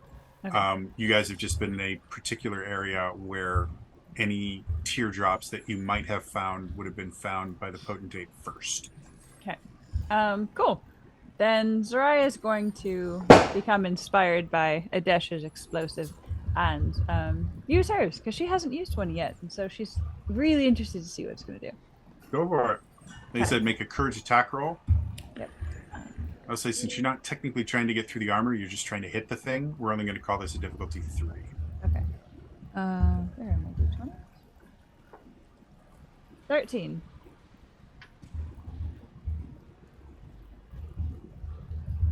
Most definitely. So you guys watch as Zarya takes out her teardrop.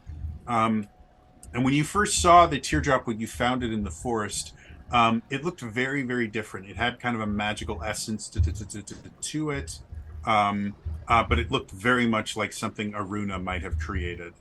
When you bring it out here, it is very metallic, very kind of, to give you a good example of what it might look like, it kind of looks like a thermal detonator from Star Wars. Metallic shell, it's got blinking lights on it, and you just intrinsically know that if you press a certain combination of buttons, you guys start hearing this, and it starts getting louder and louder, and you're like, oh, it's about to explode, and you just kind of hurl it, and this, and you watch as another, it doesn't completely sever the cable, but it knocks a massive chunk that causes the rest of the cable to kind of just snap and hit the ground from its own weight. And again, the crystal itself gets slightly brighter. A bunch of lights start blinking around. How high up are the... Did you say like they're 50 feet above us? The cables themselves are near the base of this kind of pedestal up there. So they're roughly the bottom of these very, very large. Again, they're about 4 feet in diameter. So the bottom of the cables tends to be right around 5 feet off the ground of the place. Again, there's a walkway that goes up to it. So does what I'm describing make sense? Yeah. I'm just pondering if there's a way that I can use my shelf jump to disconnect. As far as you can tell, you have no idea what connects them. So you would have no idea how to disconnect them. Thus far, the only way that anyone else has disconnect them is by physically damaging the cables. As you guys are doing this, you hear the elevator kind of come down, and you can start hearing footsteps from the hallway where you guys came through. You think that they have discovered a way to either bypass or get the elevator working enough that a few troops are coming. Just swatted down all right. the Good elevator job, shaft. everyone. Let's go. How many cables are left? You destroyed 2 of 12. Mm-hmm. Okay. Yeah, all right. Put in this. All right. You think if you guys can come up with a way, you might be able to get rid of one more before they are on top of you. Yeah. One. But How with quickly how you guys does- came in the room, you destroyed the door. So How there's no way quickly to close does- it again. Yeah. Scan/aggressive learning work. It's a single action. So 6 seconds. I would like just quickly for Aki to lend me a hand of like, is there in the entire network of this a structural weakness? Based on the okay. 2 that we've destroyed. Yeah. I'm gonna say that is going to. I'm gonna have you roll for it. The roll is not going to be whether or not you succeed. It's going to be how long it takes you to succeed. All right. So we're going to call this to be able to do this before the guys show up and give you enough time to actually enact some sort of a plan. I'm going to call this a difficulty 5 power check. Oof. Okay. All right. I'm going to use my 2 effort to at least bring that down to 3.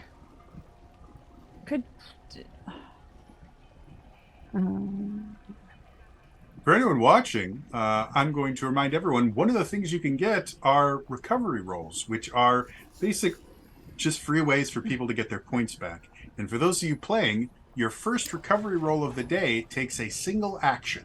So it takes 6 seconds. You roll a d6 and add 1 to it, and you can you could replenish that many points from any pool. My effort token, is that... Yes. Is that It is a free level of effort. a free level? Okay, so it's not like Yes. adding an extra, like I still Nope, have to stay within it's my just- 2. Okay. Yeah. While Ino is doing that, can I do my recovery roll? Go for it. Yep. You heal in a specific order of courage, wisdom, power, right? No. When you do a recovery roll, you choose where you put the points. Fantastic. All right, so that's a d6 plus 1, which is The recovery roll, beautiful. because it costs an action, it is you actively repairing yourself, whether Yeah. that's refocusing yourself or Yeah. actively putting bandages on. You choose where they go. All right. I refocus myself and then let me know if I have 6 more seconds. Well, we're going to start off with, I know, what'd you get? 20, motherfucker. Again? Hey, now. Damn. All right. Well, you get a major effect. What would... Can you see it? It's really blurry, but I managed to do it without it falling over. Looks like a 14. No, that's what's faking. If I turn it on, it's gonna do the tippy thing again. Okay, so first, before I decide my major effect, can I know what my scan tells me? Yeah, sure. So, as you kind of look at, and what was the goal of the scan? What were you trying to do? Basically, again? trying to find a structural weakness in the network of cables of how it's hooked up to this thing. Like, As far as you can tell, and I realize this is a bad idea for me as the GM because I know you, what? but there isn't another way to explain how this works. So unfortunately, I have to go with this. They are magnetized to Oh. the crystal.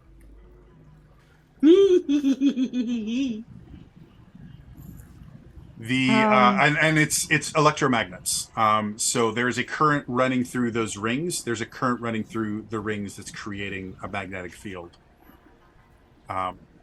So if you're familiar with how electromagnets work, Yeah. Could my potentially? I don't know if this counts as a major effect, but in knowing this, can Aki and I meld again and overload it? I will say as a major effect, I feel that fits. You would be aware that all you would be doing is disconnecting them. You wouldn't be Can't preventing fry them them from, at all. not with the knowledge that you have right now. Can However, I contribute? let me finish. Sorry. These are massive pieces of metal that are 4 feet in diameter and have electromagnets connected to them.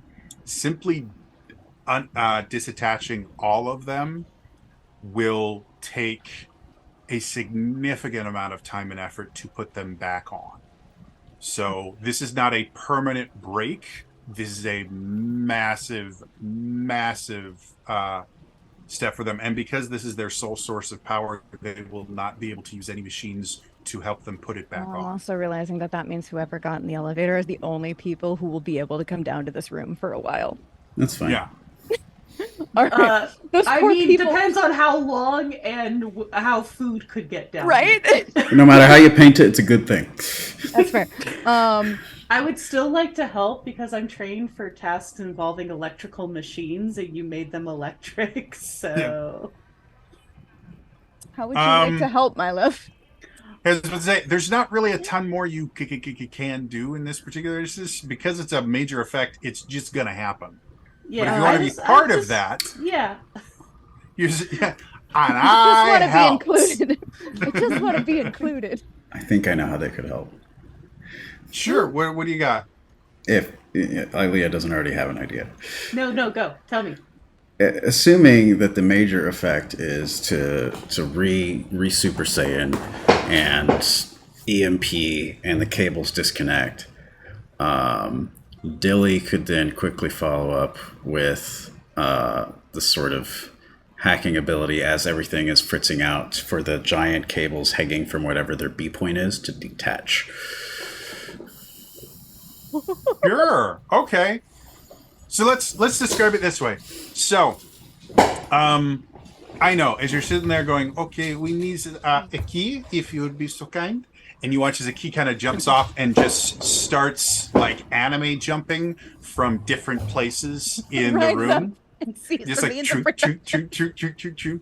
And then Aki comes back and just kind of looks at you, and you've never quite understood how this works. It's not telepathy, it's not anything, but Aki can just look at you and you know things. because we are best friends. That is what best friends have. You Yep. know, Yep. you share a look and you know things. And so- you can give each other superpowers. That's Can confirm. magic. That friendship is magic, Jody. All right. I agree. I definitely don't have a My Little Pony tattoo.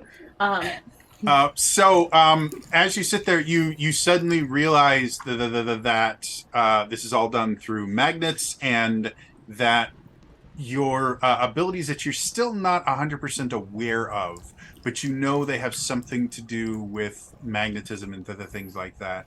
And you kind of turn to them and go, everyone, I can stop all this, but I may need help because this is going to be big. And Dilly, you immediately go, big, what are you? And as you come over, you suddenly kind of like, without thinking about it, you kind of wirelessly interface with a key for a brief moment. Did we just and become you- best friends? And you immediately know what it is that she's about to do, and you get this other idea.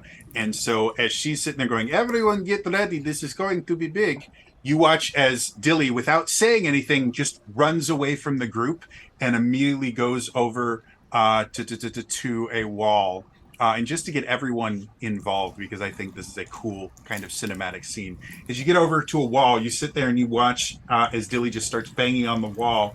And Zariah, you see her seemingly trying to get into this wall, and you just take your pick that you've come and kind of run over and just go chunk, and you pull off a section of the wall. And Dilly is like, "Thanks." And you interface with a wall there, and you kind of yell back, "Thank you." Zariah helps them, and Dilly, you just give me a warning before you do anything, and I know you go going now, and you guys that counts.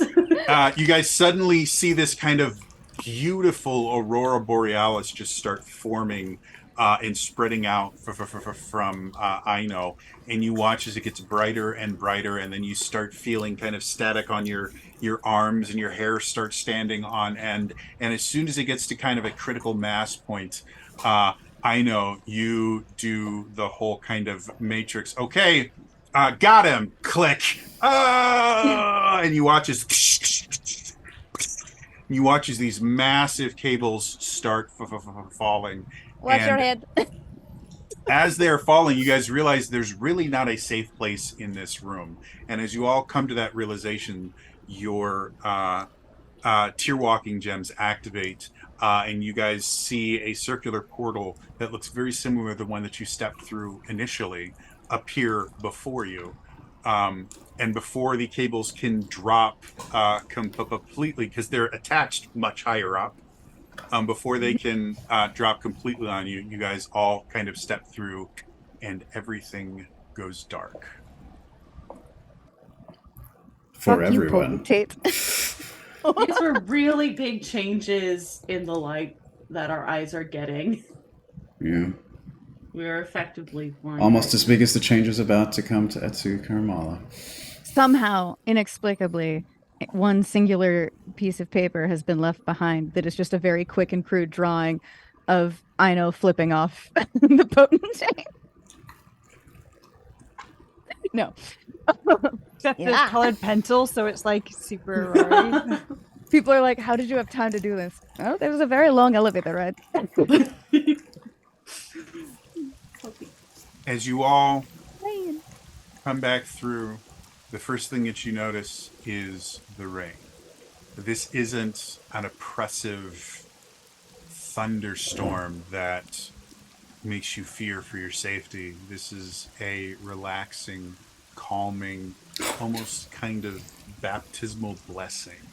As the rain kind of hits your head, it starts washing away your stress. And as you guys come through, you realize that you're kind of coated in grime from all the explosions and everything that just happened, and the rain just slowly kind of washes that away. In front of you, yes. Oh, I was gonna say, like, do I have a furry friend again instead of a mental one? Currently, a key is still metallic. Okay. As you look around, you see Kess kind of standing there and just looking at you, perplexed. And a beat passes as you all are just kind of staring at each other, and she immediately runs over to Ino and goes, "You've got a bull, but not a bull. Is this what happened to your? Is this a key? Aki? I love you too, Bob. Oh Yeah. yes, Yep. honey." Yep.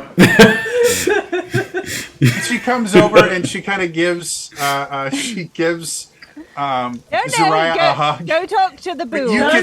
you can tell that she's really Pulling interested. her away. In one hand, Kess has a waterproof notebook ready. Yeah, and she's like, "This is fast. Well, we need to get down from here immediately. This is not the place to have this good conversation." Where are we? I'm not asking that, but like where? You're on the platform that you Okay, guys originally left from. Respectfully. Mm-hmm. 1, how much time has actually passed? 2, I think it was a lot more for us, and I think we would all benefit from a nice nap before, Oh, and non-poisoned food. I did never get my second order of fish. I didn't eat anything since they gave us cold soup. You should have Oh, you known must that be was. hungry. I'm so hungry. Who does cold soup? That defeats. We've been through a lot. So, fun fact, I am trained in public speaking and seeing through deception, so I probably knew something about the food, but I ate it anyways. I think we all knew something about the food. Some of us ate it anyway. It was cold soup. Yeah, Cass, how long Clearly- has it been? A few days. Oh, well, okay. Have you been up Okay. here for a few days? Oh no. I come up for a few hours every day just to kind of check and see how things are going, and you guys just happened to come here while I was up here. Oh,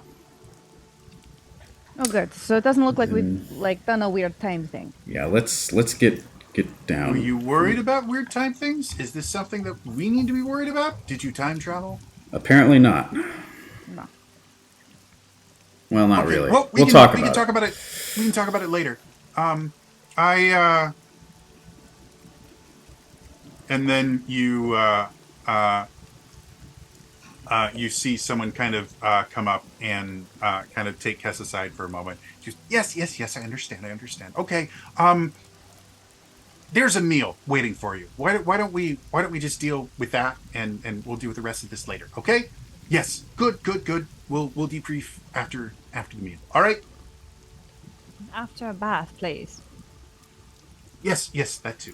Wait, And so, go ahead. I have a lot of questions, but one of them is Soraya feathered again or tattoo feathered? Currently, you all look. Like we did in... No, actually, at this point, she would be feathered again. Okay. But a But key you is do still. notice you guys are still wearing kind of the same clothes, and she still has the light pick that she made. Okay. Are So we just her actually physical home? appearance has changed to Rito as opposed to Shika. But a key is still metal. Still robot. Yep. All of you look like you did before you went there, but you still have Adesh no longer looks Shika, but he's still half robot. Or not Adesh. Maddo Maddo. is still half robot. Zoraya looks at her wings again and just goes and shoots straight up into the air. Mm-hmm. And And she's gone. back down. One of the unique things about where you guys are is you are so far up in the air that gravity is a little bit lower up here. And so as you just do that, you go like 50 feet up into the air. And There's slowly random spins blue back particle down. effects around us. It's crazy. Yeah. Okay, how do we get down? For those of us without wings? Do we actually feel like we are home? Yes, you do feel like you're home. Okay. Why It's are we just still a going? heck of a hangover. Yeah, very, very much a hangover. Zoraya feels very much at home. Cass immediately ignores her and goes Yeah. for the data. Home sweet Zolta home. would be the very loving parent of the two. Not that Kess isn't loving, but Kess is more easily distracted by data, while Zolta would be like, "Did someone hurt my babies? I will kill for them." Murder mama. Zolta detonates the tear. I'm just gonna say, Kess might have also been very intrigued about the fact that her daughter didn't look like had all this cool stuff too now, but that's okay. I will Madonna say did have after a light pick. after the initial kind of thing of "ooh, you brought a new robot back," Kess has been tending to her daughter. She's not heartless. She just ooh shiny every so often. Oh no, she has been pushed away. Rude. She knows. So- No, you've been Cass has been turned back towards. I know. No, it's fine, Mum. And then she shoots back. She shoots into the air. I So think it's- the way that you guys got there and the way that you guys return is basically a modified version of how the Sheikah Slate can teleport Yeah. Link. So same basic principle. And so you guys teleport down, and as you get there, you suddenly see this woman. She's wearing a double-breasted coat, chef's coat, that is left partially open. And she looks around and she sees Zariah and everyone else there, and she goes, "Well, it is wonderful to have y'all back here. We've just been waiting for you." And Zariah, you would recognize Lottie instantly. And the rest of you have seen her before. She's the head of the kind of culinary department of here, and she seemed to be waiting for all of you. And she comes over and kind of gives Zariah a big hug and goes, "Well, come on, y'all. We got some good food waiting for you." Hello, Lottie. On a scale sugar. of You can see Zariah blushing. She can blush. 1 Or to she does 10, blush. Mm-hmm. how attractive do I find Lottie? No. Roll a d10. Lottie's like an 8.5. She's very attractive. She's a silver Lottie fox. is Attraction subjective. Yeah. Lottie is a bigger woman in the idea that she has a large frame and she's a very powerfully built woman. But Climb her there- like a tree. there is there's an almost kind of regalness to her figure, where she has kind of like chiseled features and things like that. And if it wasn't for the fact that she is always wearing this kind of chef's coat, and she normally has a toque on as well, to where you can't really see. She doesn't really wear flattering the things very often. But she's a very kind of powerful woman, and with power and confidence comes attraction for most people. So, I will tell you, I rolled an 8 on a d10 for her attractiveness. so I will let you decide how attracted you are to her. She is older. She's probably at least 20 years Kess's senior. Oh, So she's in her like mid 50s. how old was Kess during Realms? Okay. You were all in your like 20-something. 20s. So now she's in her 30s. It's very good to see you again, Lottie. Good to see you again, hon. Come on, we got food getting cold. And I for sure as hell ain't gonna let anyone eat my food cold. Yes, ma'am. Does Ino have a comment about cold soup in reaction to this? Yes. Lottie, I could go for some real nice hot soup. They tried to feed us cold soup and also poison us, which I really should have known at the moment the cold soup happened. That was poison. Maybe the poison was the coldness, because all of the food was not hot. It Well, was honey, we just had a pumpkin harvest that came in amazing. And Did you bake it? No, I turned it into the most scrumptious pumpkin soup you have ever seen. Oh, I must say, every so often, I mean, you all know that my food is amazing, but every so often you course. create a dish that is singularly unique in just how amazing it is. And I've got to tell you, this is the finest pumpkin soup I have ever made. Relish it, for I do not believe I will be able to make something this magnificent ever again. I cannot wait to eat your pumpkin soup. And she kind of looks over you and winks. Now you're making me blush, honey. Show me the way. And she kind of just like puts an arm underneath one of Zariah's wings and kind of picks her up as she continues like taking her to the kind of dining hall. And you guys can see at the back an area has been set specifically for you guys, and Kess and a few other of the high-ranking members of the Tears Corps. And as you sit down, this big, warm bowl of potato soup she shows up, and the rain gets slightly quieter because it's outside. Potato or And- pumpkin? Imp's comment, food presentation is gorgeous. Oh, yeah. Thanks for letting me know. I needed to put that out there. Elias.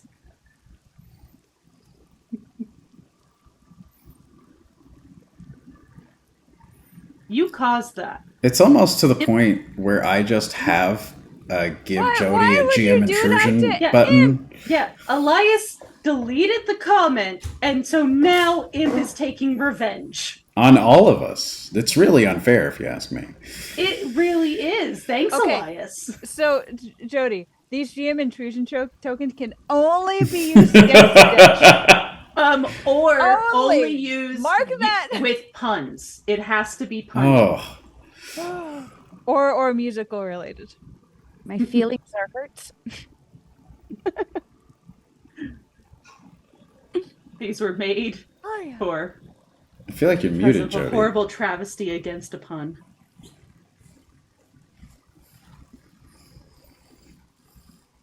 There we go. For whatever reason, my mute button wasn't unmuting. I'm creating a character that the only purpose of this character to exist is so I can keep track of my intrusion tokens, so I don't have to leave them.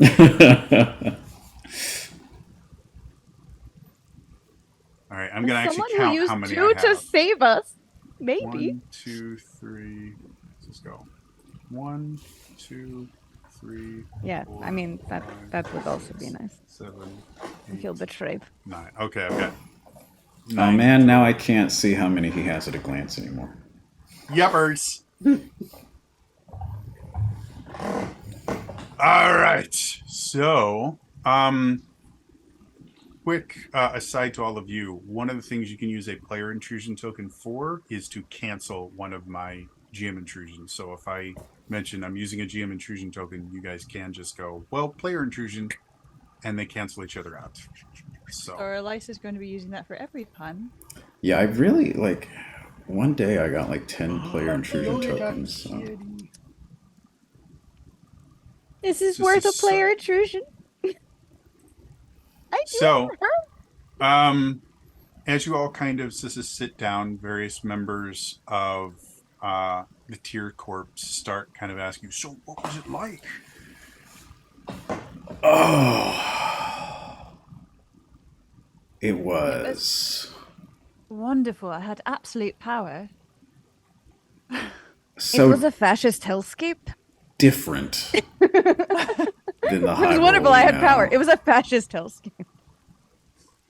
It's I mean, you guys can see Mato's still recovering mentally from the whole experience. Like it was it was a lot to process, and I think a lot of us are still processing. Needless to say, it was a very different version of events, a glimpse into one possibility as to how things could have been here from a long time ago. And as you kind of complete your statement, Kess kind of clears her throat and goes, maybe we wait until the debriefing to go and ask these wonderful volunteers about everything they did. And you get that she seems to be talking directly to her staff, not to you guys. And the rest of the staff is like, oh, yeah. And they start going for their soup again. How good is the soup? Phenomenal. Best pumpkin soup you've ever had. It's gone. Very, I very know it. savory. As you kind of look away to kind of answer the question, as you look back, your soup is no longer gone. I will gorge myself on this magical soup. So, dinner, for the rest of dinner, things go effectively pretty tame. I look and check to see if Kess is drinking a very clear liquid, while the rest of us she are doesn't not. seem to be. Okay, just checking. Not again. Knowing what I know about Kess, she probably would have something with a little bit of a kick to it that she's drinking now. She's the only Don't one allow drinking the poison. Anyone to touch her food. Lottie would kick someone's butt if they ever tried to touch or poison her food. That's Yeah. true. I think that's just a matter of like, is this actually Kess? Are we actually home? Yeah, I Why was are like, we it's still like, robots? did Yeah. we just enter a training simulation, or are we still in the? As dinner kind of winds down, Kess informs you that because it's late and half of her staff is going to be recovering from a food coma, that the debriefing will happen tomorrow, Yep. and encourages you guys to get some rest.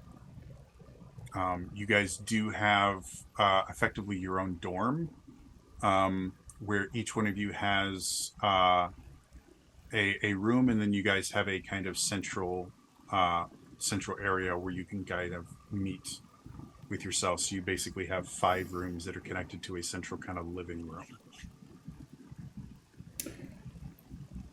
Why are we still robots? Yeah, it's not our. So I still have the turret and the chest plate with me. Yep. I'm gonna put both of those down, take the chest plate off, and see if my normal magical abilities have returned. They don't seem to have returned. And as you kind of focus a little bit more, and this is a choice that all of you guys get to make, somehow connected to your tier walking gem, there will be a physical manifestation of this focus,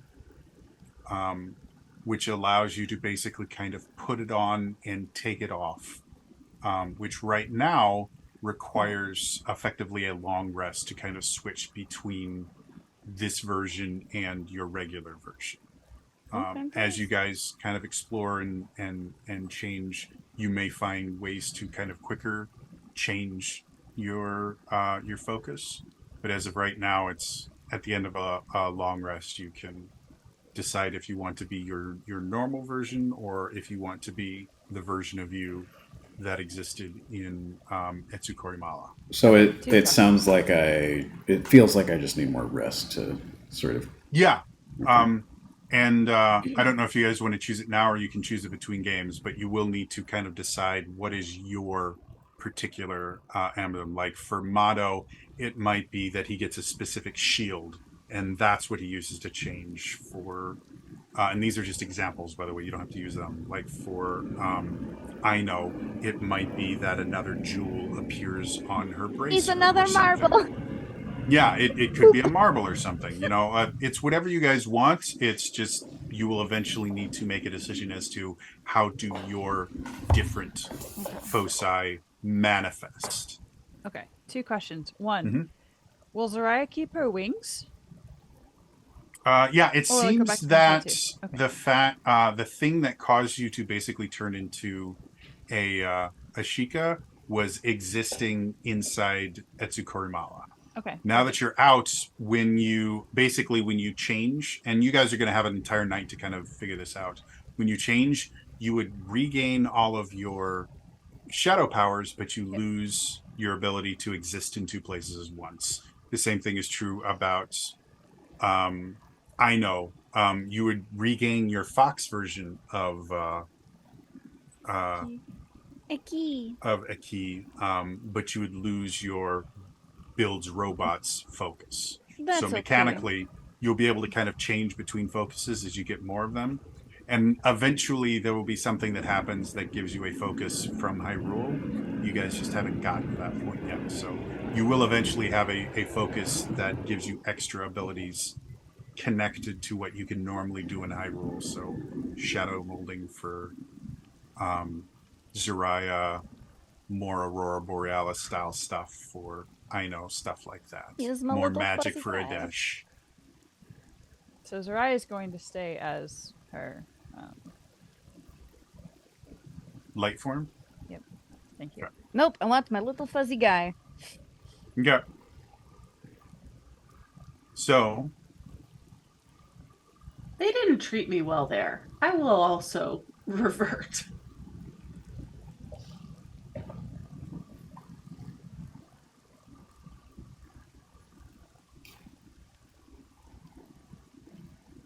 So, as you all kind of wake up then the next morning, I'll let you guys kind of decide and describe moving out of your rooms to your central living room. So let's start with Aino. Aino, as you come out. Aino is back to regular Aino with little fluffy guy, a little licky, and we are just.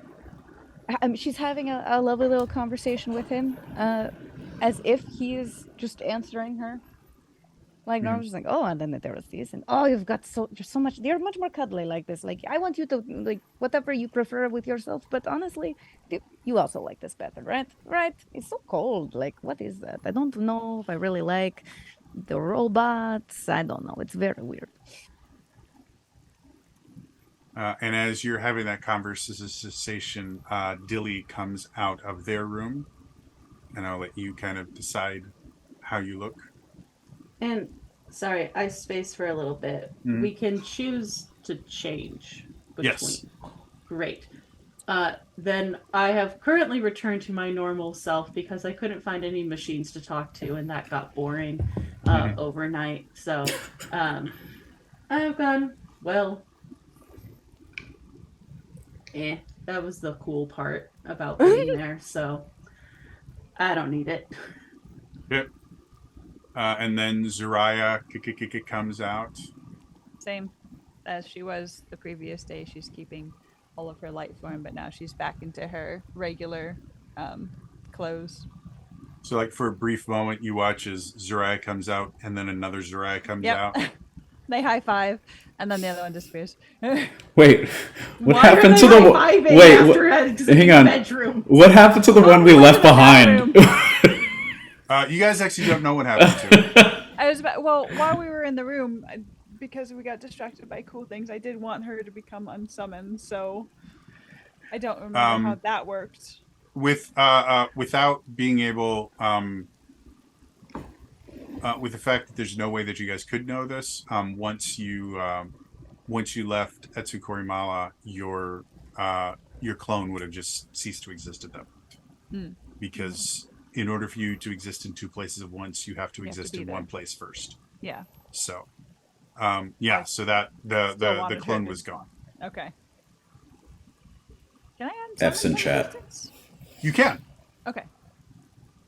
There, it's part of the it's built into the ability. If it gets unsummoned for you because it gets killed or something, it actually hurts you. But you can unsummon. I think it's an action to unsummon it. Yeah. Okay. So, and then finally, Adesh comes out. And how does Adesh look? Okay. So you said that something forms like on me or around me that sort of represents. There will be some sort of physical manifestation of your new focus. It is entirely up to you as to what that physical manifestation is. It could be an earring, it could be a tattoo. And that focus is something that I just sleep with, basically, and it takes effect when I wake up, basically, or at the end of a long rest is how it mechanically works. I will let you guys decide how it physically works. Okay, all right. It's entirely up to you. But it's somehow connected to your tier walking gems. So sure.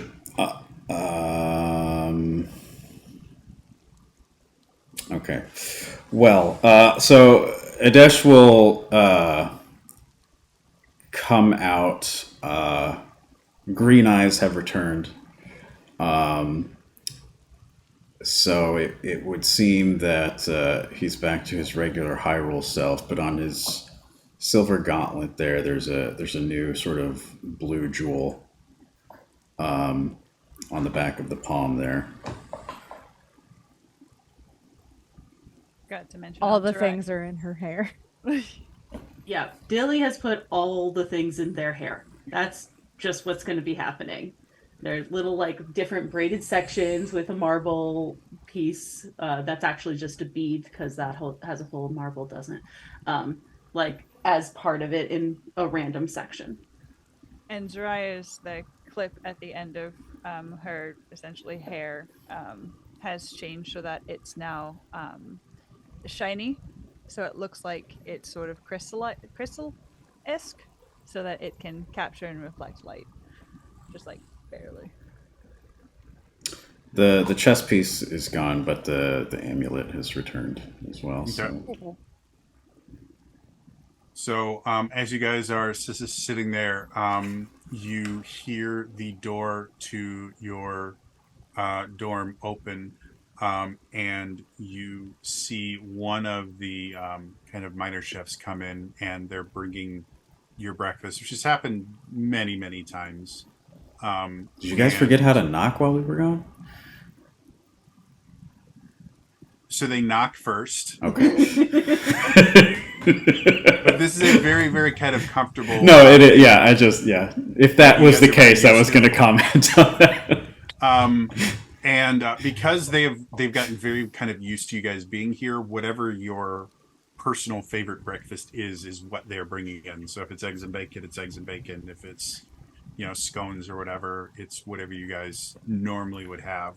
You just Eggs and bacon and scones. Thank you so Did you- much. Did you eat that scone? Can we give it to Lottie to I replicate? still have it. Give it to Lottie to replicate. Hey, I figure we would know this person's name by this point. Yes, Benedict. Benedict.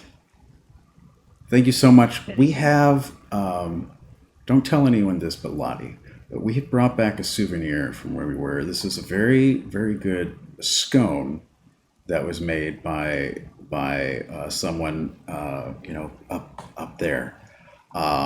It's very, very good. We would love to have more of them. Do you think you could give this to Lottie to like reverse engineer a bit? See if she can make it the same or heck even better, maybe, you think? Yeah, sure. I mean, I can give it to Lottie and see what she does. I don't. That would be great. I don't know how I she's would gonna like feel eggs, about. Benedict. Yeah, I brought you your eggs. No. No, Benedict. I don't know why you have to use my full name. Like Benny's totally fine. But Oh, we Okay. didn't know you wanted to go by Benny. I'm so sorry. Okay, Benny, but I want eggs, Benedict. I but gave not- you eggs. Who's on first? Who? I don't know. Third base. Anyway, And this, I would assume at this point, this is a thing that has happened multiple times, and every single time he goes through the entire motion of it. Oh, you mean that? And he brings out like a hollandaise sauce and some ham and Okay. poached. it's egg. basically a We're rehearsed calling bit to the these point where eggs it's Johnny scripted now. now. Yeah. These are now eggs, Johnny. Okay? No. Johnny isn't here yet. He brings us the lunch. Johnny brings the cake. How freaking Benedict pampered brings are the we in this eggs. institute? Hey, we're special tier walker people. Yeah, there is a grand total of 5. We're an walkers expendable in the resource. world. or We're a very uh, limited or resource. limited. Yeah, not expendable. Getting cakes delivered, getting Because I assume everyone knows what Johnny cakes are. So Yeah. I will as soon as I Google it. But yeah, to be perfectly honest, you guys didn't really get breakfast that often because half the time you were in the middle of training and Out so 6 a.m. yeah.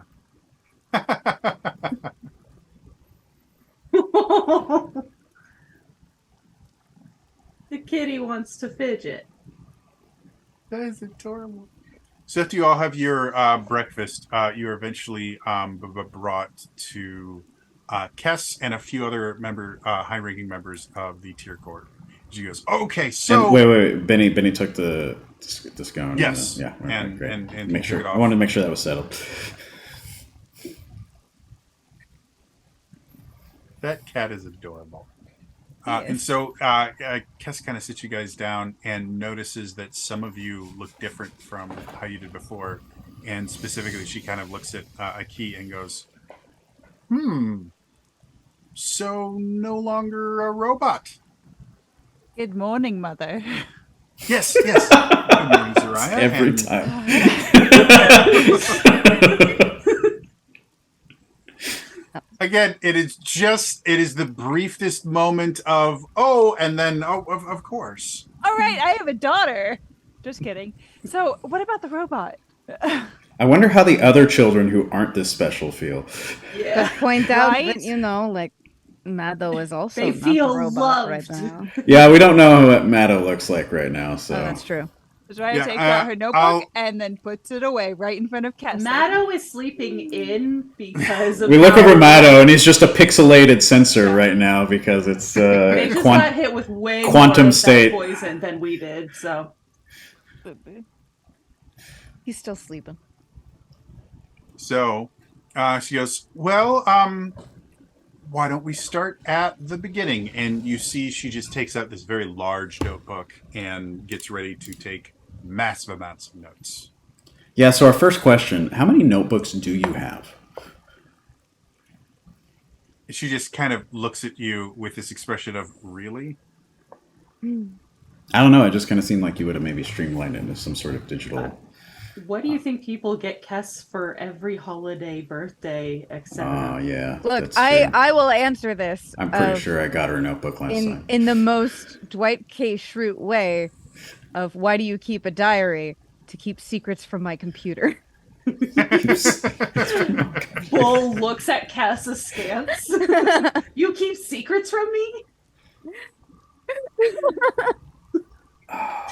So she kind of disregards that. It's like, so what was it like? Who did you meet? Do we have more allies? Are new people going to be showing up? Oh, I hope No. not. You will hopefully never see any of these people. We met literally like the oldest fascist dictator I think that has ever existed. He was like what, 3,000? I might be a wanted criminal. Well, except for maybe like, claim it again, and he might be older, but yeah, so it was we went through, we appeared in the middle of a giant technological Sheikah city. Your eyes That sparkle for a second. well, I see the sparkle. It's gonna lose its luster in a minute because on the surface it seemed like a utopian, everything works together, but you look just a little past that, and there was a weird caste system with predetermined lifespans and an emperor figure at the top of a tower in the middle of it who's lived for thousands of years. There's forces of secret police, They technologically. decide when people die. Mhm. When it's their time. Not for any reason, but because we think the potentate decided when they die. He was very evasive with he never answered. He spoke so much but said nothing. Yeah, the emperor was called the supreme potentate. Almost everyone was Sheikah. It was the weirdest thing. My feathers were gone. They were just tattoos. Yeah. I couldn't fly. It was so odd. There was a guild of mechanically suited up bounty hunter type enforcers that were honestly outside the city. The city was massive, but it did have its walls. Outside was mostly nature. We did make contact with the resistance group. That seemed But then to they be, decided we were bad. Yeah, they did not have their act together, and they ended up throwing us in a hole for a little while, so we had to escape. Hopefully that was a misunderstanding. We didn't really have a chance to go back. We kind of got captured by the Emperor once we started making our way back to the city. And we reference notes. Apparently, there was some sort of divergence in history where the Sheikah, instead of coming to the aid of the royal family during all of Hyrule's troubles, were kind of outcasts, I think, from the Hyrulean royal family, and sort of were shunned. And then they got tired of that and sort of... And as you kind of explain this, you watch as Kessa's face kind of drops for a moment, and you watch her. You can see her get a little bit sad. And Zariah, you would remember it didn't happen very often, but every so often, Zariah and Kess would talk about the way that the world used to be before the restoration. And you remember them telling stories about how the Sheikah were not just kind of shunned, but were actively hunted and despised by a massive part of the population. And so you can see that Aidesh kind of bringing that up is kind of brought up memories that you've seen her relive before and are not particularly pleasant for her. Oh. Oh, sorry. Did I get something wrong? No. Keep going on. Well, yeah, She goes and back. and they got tired of it and took over all of Hyrule, and really heavily invested in technology, unhindered progress, but ended up, because they had essentially one singular ruler for that entire time, in this sort of totalitarian faux utopian state. And then he tried to He was poison us. hoarding all the magic. It sounded like maybe genocide happened some time ago. Yeah, there's a lot. Convinced everyone magic didn't exist and it wasn't really good. He wasn't telling us. Rito were part of history, not part of legend. Yeah, we didn't see really anyone of any other race, I think, while we were there. Nope. And yeah, then he tried to, poison us, capture us. We escaped. And perhaps most relevantly, the entire city was powered by a massive glowing crystal that they found underneath the center of the city that looked and acted a lot like our... Hang on, I wrote it down. Tear walking gems. I wrote down 4 different tier things. Hopefully I got them right. And we escaped hearing about this as soon as we touched it. Our tear walking gems, which had largely been inert the entire time we've been there, which is why we couldn't come back instantly, activated. And we were able to use that activation to come back, not before we disconnected their power lines to the crystal, hopefully plunging the city into darkness, ushering a dark era for them to even the score against the potentate. So that was Cliff Notes. You see her kind of finish writing, and the rest of you just kind of see the Kess that you've always seen. Zariah, again, growing up with her for as long as you did, you can see that something about this has kind of profoundly impacted Kess. And so she goes, well, we've been monitoring things, and you've given us a lot of Zariah goes data behind here. her and hugs her.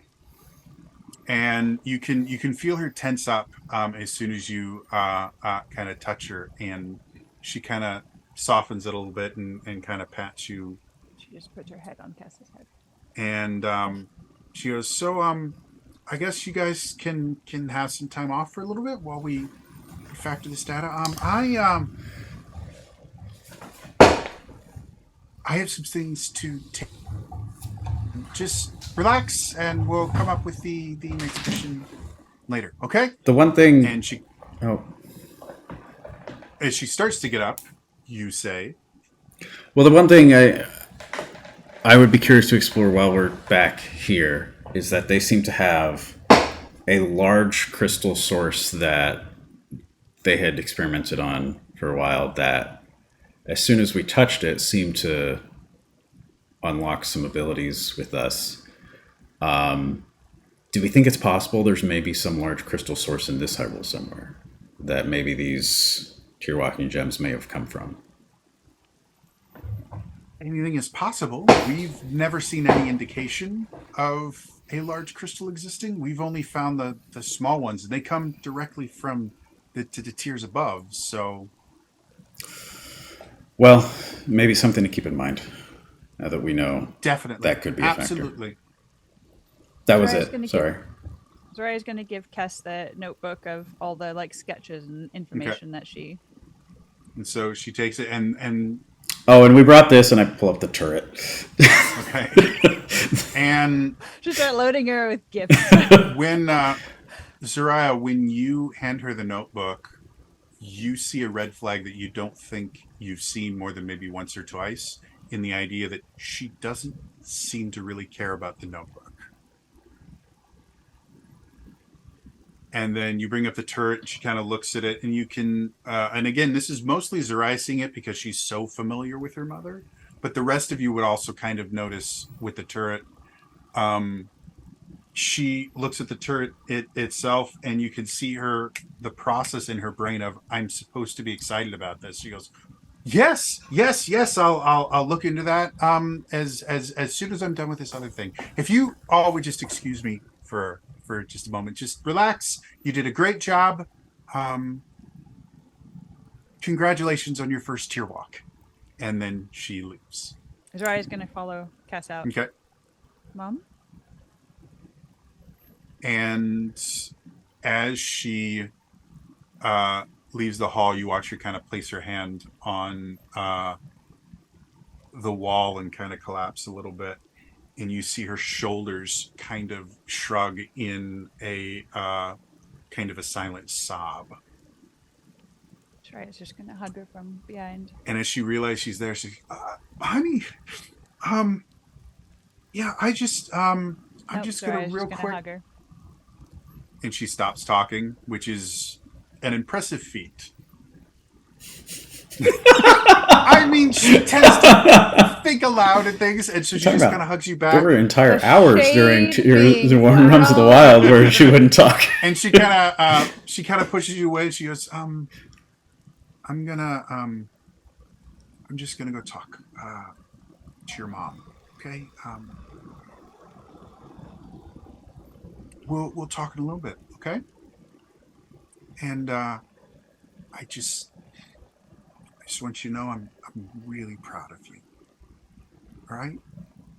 You've done so many amazing things, and I'm sure Zoltz is just as proud. Zariah kind of laughs at that. And then Right. hugs her and just goes, I love you, Mom. Love you too, honey. And she stays in the hug a little bit longer than is kind of normal for you guys. And then with kind of like a final squeeze, she gets up and she goes back to her room. Zariah's going to kind of watch and then go back into the room. Was it me, or was that a shorter briefing than I thought it would be? I was expecting to say all that and then have like 20,000 questions. So, sorry, I was going to walk back in and hear that. How much have you heard about the adventures of the heroes? Oh, we have entire volumes on it. The basics. So, in one of the realms that they went to, where Otterel and Monmouth Rim, Sheikah were actually hunted down and murdered. I remember Sheikah. that. Yeah. Yeah. It was not a... They all sounded kind of bad, but that one sounded kind of particularly bad. What if the tears were affected by the realms? What if it's an alternative version of the realms? Well, I don't think it's any question that it's an alternative version of Hyrule somewhere, but the way they explained the three realms that formed ours, which my own memories are so vague about, it had to do with like aspects of the Triforce or something like that, but there's a lot more than three of those tiers up there, you know? But there were tears in reality. And there can Sure. be multiple versions and multiple tears. Like at one point there were dinosaurs? Giant metallic dinosaurs? That was not Terrell's favorite story growing up. Well, I don't remember seeing like... Giant metallic. Well, yeah, but no animalistic like robots aside from, I guess, a key, but that was... That we saw. Yeah. I mean, But we it's did. possible that there are other versions of our Hyrule, other timelines that has split, and now they're the tiers. No, I think you're right about that. I haven't quite figured And that how would they make could sense why we relate. have parts here. If they're shards of the crystals that are in each of the tiers, they're remnants of the tiers of the realms. Maybe it's all confusing. But it does sound like each of these tiers is probably a glimpse into an alternate Hyrule of some kind. I just don't know how they might relate to the ones that the heroes dealt with.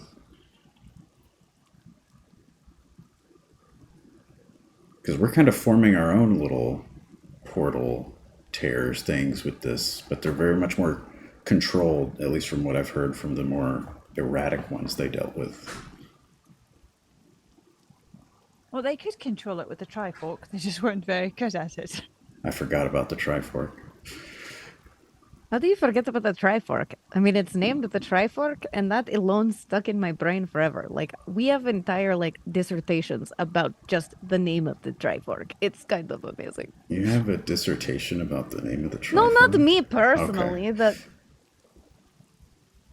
people. That is absolutely Places? just speaking from an academic side of things. That is absolutely a paper that would have been. Yeah. Aelia comes in the room. Actually, yes. I'm going to say this for real. Surely. There is an academic paper that's published about how all the characters in Winnie the Pooh can be diagnosed based off of the DSM-5. I've read that. It makes me Yeah. a little sad, though. Yeah, but it is a peer-reviewed journal article as well, not just like the meme image. I mean, a cat co-authored a physics paper. You know, everything's possible. Yes. What? You froze. You froze, so we didn't hear. I said a anything cat about co-authored a cat co-authored a physics paper, so anything's possible. A cat co-authored a math book. They feature heavily. There's one that's like chicken sounds, and it's just like bok bok bok bok bok bok. Academics are weird.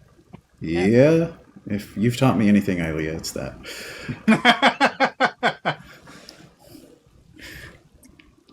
So for the rest of the day, you guys notice that the Tears core in and of itself is kind of oddly quiet compared to how it normally is. Like, you guys have only been here for 6 months, but in that 6 months, because of just how many things were changing and how often you guys were exploring and finding your powers, there was always something kind of exciting going on, and somebody at a water cooler somewhere was going, "Oh my god, did you guys hear about this or that?" Or and now, like, everyone is kind of speaking in hushed tones. Hello, Sophie.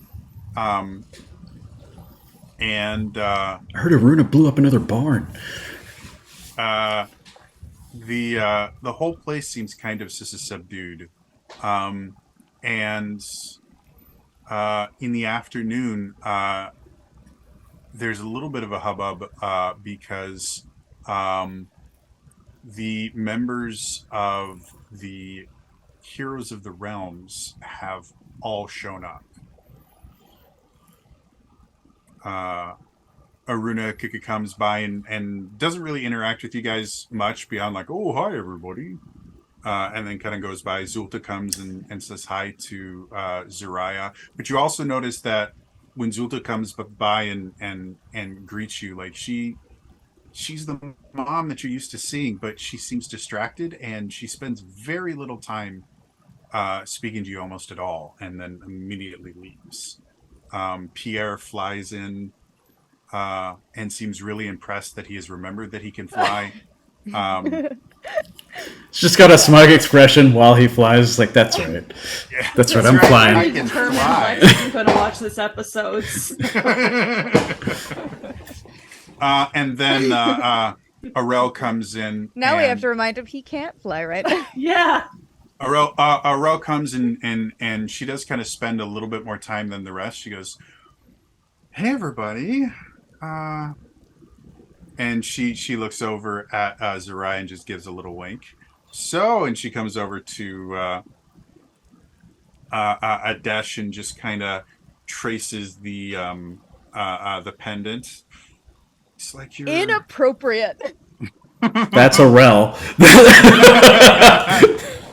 It looks like you're doing very well. And the rest of you all. You're making me embarrassed that that was my character. We're doing okay. Are you? I'm doing fine. You, I'm doing great. You plural. It's a weird atmosphere around You here. plural. Well, Use. and she looks over at Zariah, and you see this kind of look of mock insult on her face. You seem to be missing something. Where did this come from? And she kind of starts poking at your light construct. She's like, I seem to remember you having a much I more. know. Wait, Entrell, watch this. And she makes her clone. And she sees that, and she is like, you can see this like brief flash of pure, unadulterated envy come from her. And then she immediately goes back to, wow, that's. Don't tell Mom I want to surprise her. And then you see this mischievous grin go, oh, this is going to be fun. It's at this moment that finally Aino speaks up with just a very, like, I thought your family wasn't supposed to find out you could do those things. Oh, she knows. She's the one who caused it. Arel's the only one. No, I know, but you've been Pause? carrying around that light pick, like... But it's different because it's light, and they don't know. Paused. No, I mean, that's what was said. Entrell. Entrell. And Arel kind of looks around and goes, with that, I've got a meeting to be at. And you watch as she just kind of blinks out of existence as she shadow steps away. Hey, Zariah. No.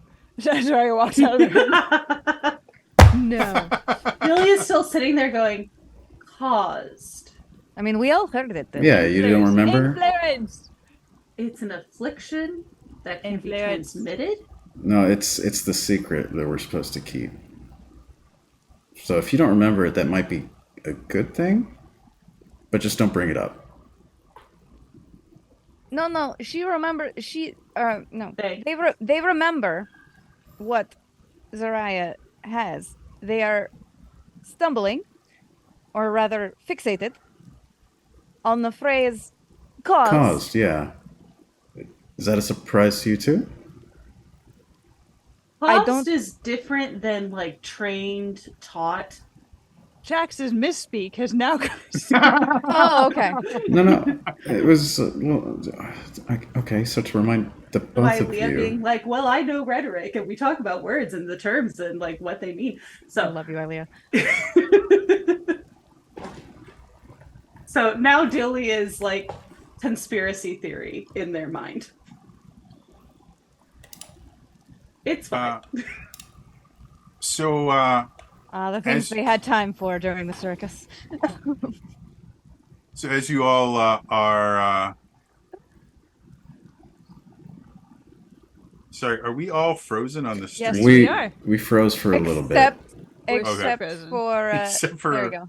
Yeah, Relax. it got funky for a little bit. There, Okay. Sorry. I So do that's like that perfectly fine. Shax was frozen like this. So as you guys are all kind of calming down, you guys start to hear kind of whispers around that not only the Heroes of the Realms here, but they're having a super secret meeting that no one in the Tears Corps is allowed to attend. Is Zariah around, or did she just completely separate from the group? No, she's hanging outside the door, just like putting her head down. Like, what did I say? That was the wrong word. Zariah, Rating herself. is it all possible to send one of your copies to go eavesdrop on that meeting?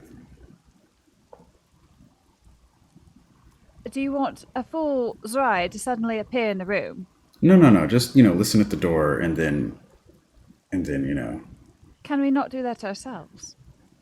Well, yeah, but if they get caught or are about to get caught, you can sort of like snap them out of existence, right? I don't know. You tell me how your thing works. Yeah, how does I it work? don't think that's a good idea. Oh, okay. Is it a soundproof room? You guys are not aware of any soundproofed rooms in the Tiers core camp, so they seem to be in the same room that you guys had your debriefing in, which you know for a fact is not soundproof. Is a key good at eavesdropping? Yes.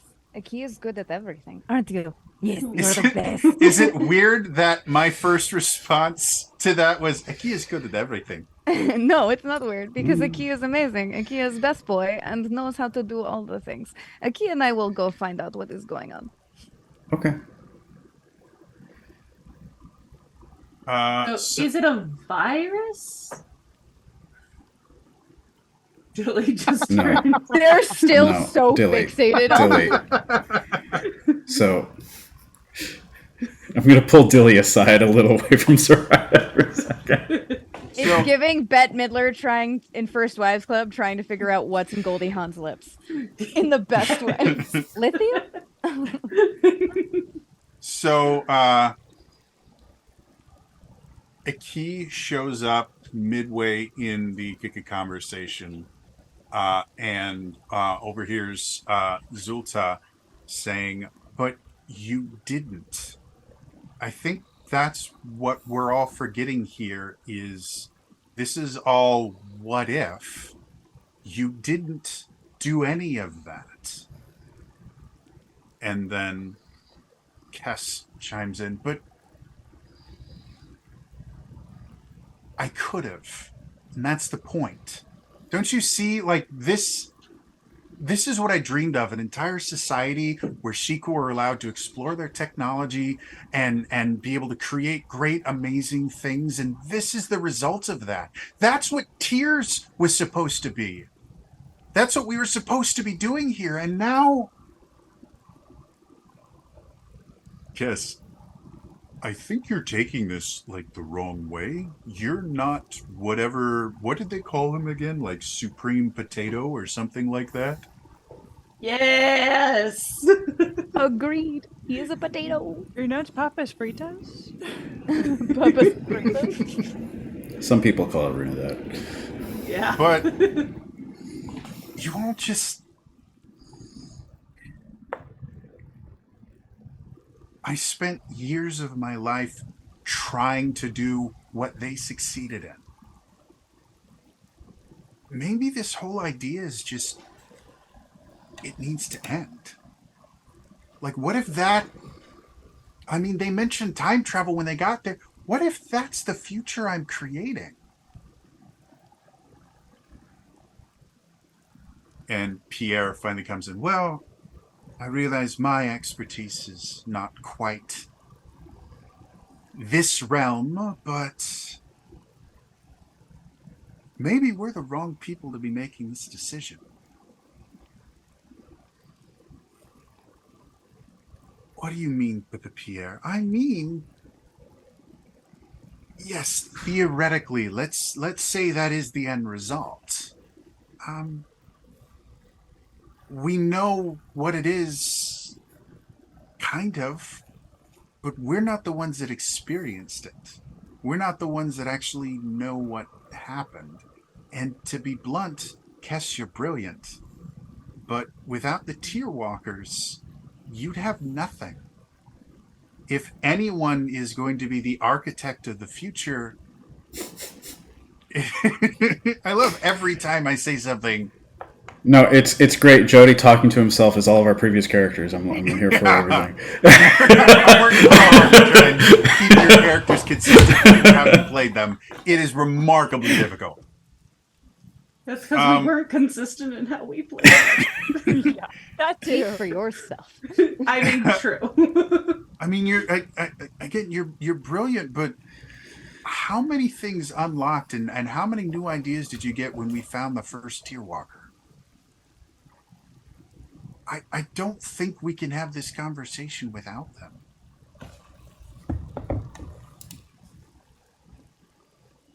And Arel chimes in. I think you underestimate exactly how strong they all are. I mean, look at Soraya. I mean, Zariah's done amazing things. Things that surprised you every single step. I mean, you remember the conversation we had when we first found she was a tier walker. You guys were worried about even letting her try. You were worried about what would happen to her. And she's thrived and she has friends. The amount of facial expressions that just happened. It's really weird playing characters that your players played before, okay? No. It's please continue the meeting. And she has friends, and the one watching Jax's face go. This is backstory stuff. I don't think I'm that far off. No, I know. For one to talk. And I think Kess would immediately go, well, she's not flirting with everything in existence, so I guess that's one thing to be thankful for. That she's aware of. Cass, don't slut shame. Aruna comes back and puts a big, one of his just very large hands on Kess's shoulder. I think we all could use some time to think about what happened, and then maybe we can all come back together with the tier walkers and decide what to go forward. I don't think it'd be a good idea for anyone to just say, well, the tiers core is done. The tiers are still there, and if we're not doing things, then other people will try to do things. And I really think that we should have, at least one hand on the reins. All right? And Kess kind of sighs. All right. Let's get some sleep. Or get some rest, and I guess tonight we'll have a meeting with everyone. And the group kind of slowly filters out, except for Zulta, who comes over, and they just hug for a while. And that, unfortunately, is where we're going to end it. Your for moms today. are having an extreme existential crisis. As always, if you missed any of this episode, we do have all of the Tears of the Realms episodes right here on the Twitch channel. It's twitch.tv, so Zelda Universe TV. We also upload them to our YouTube channel. It's youtube.com/Zelda Universe TV.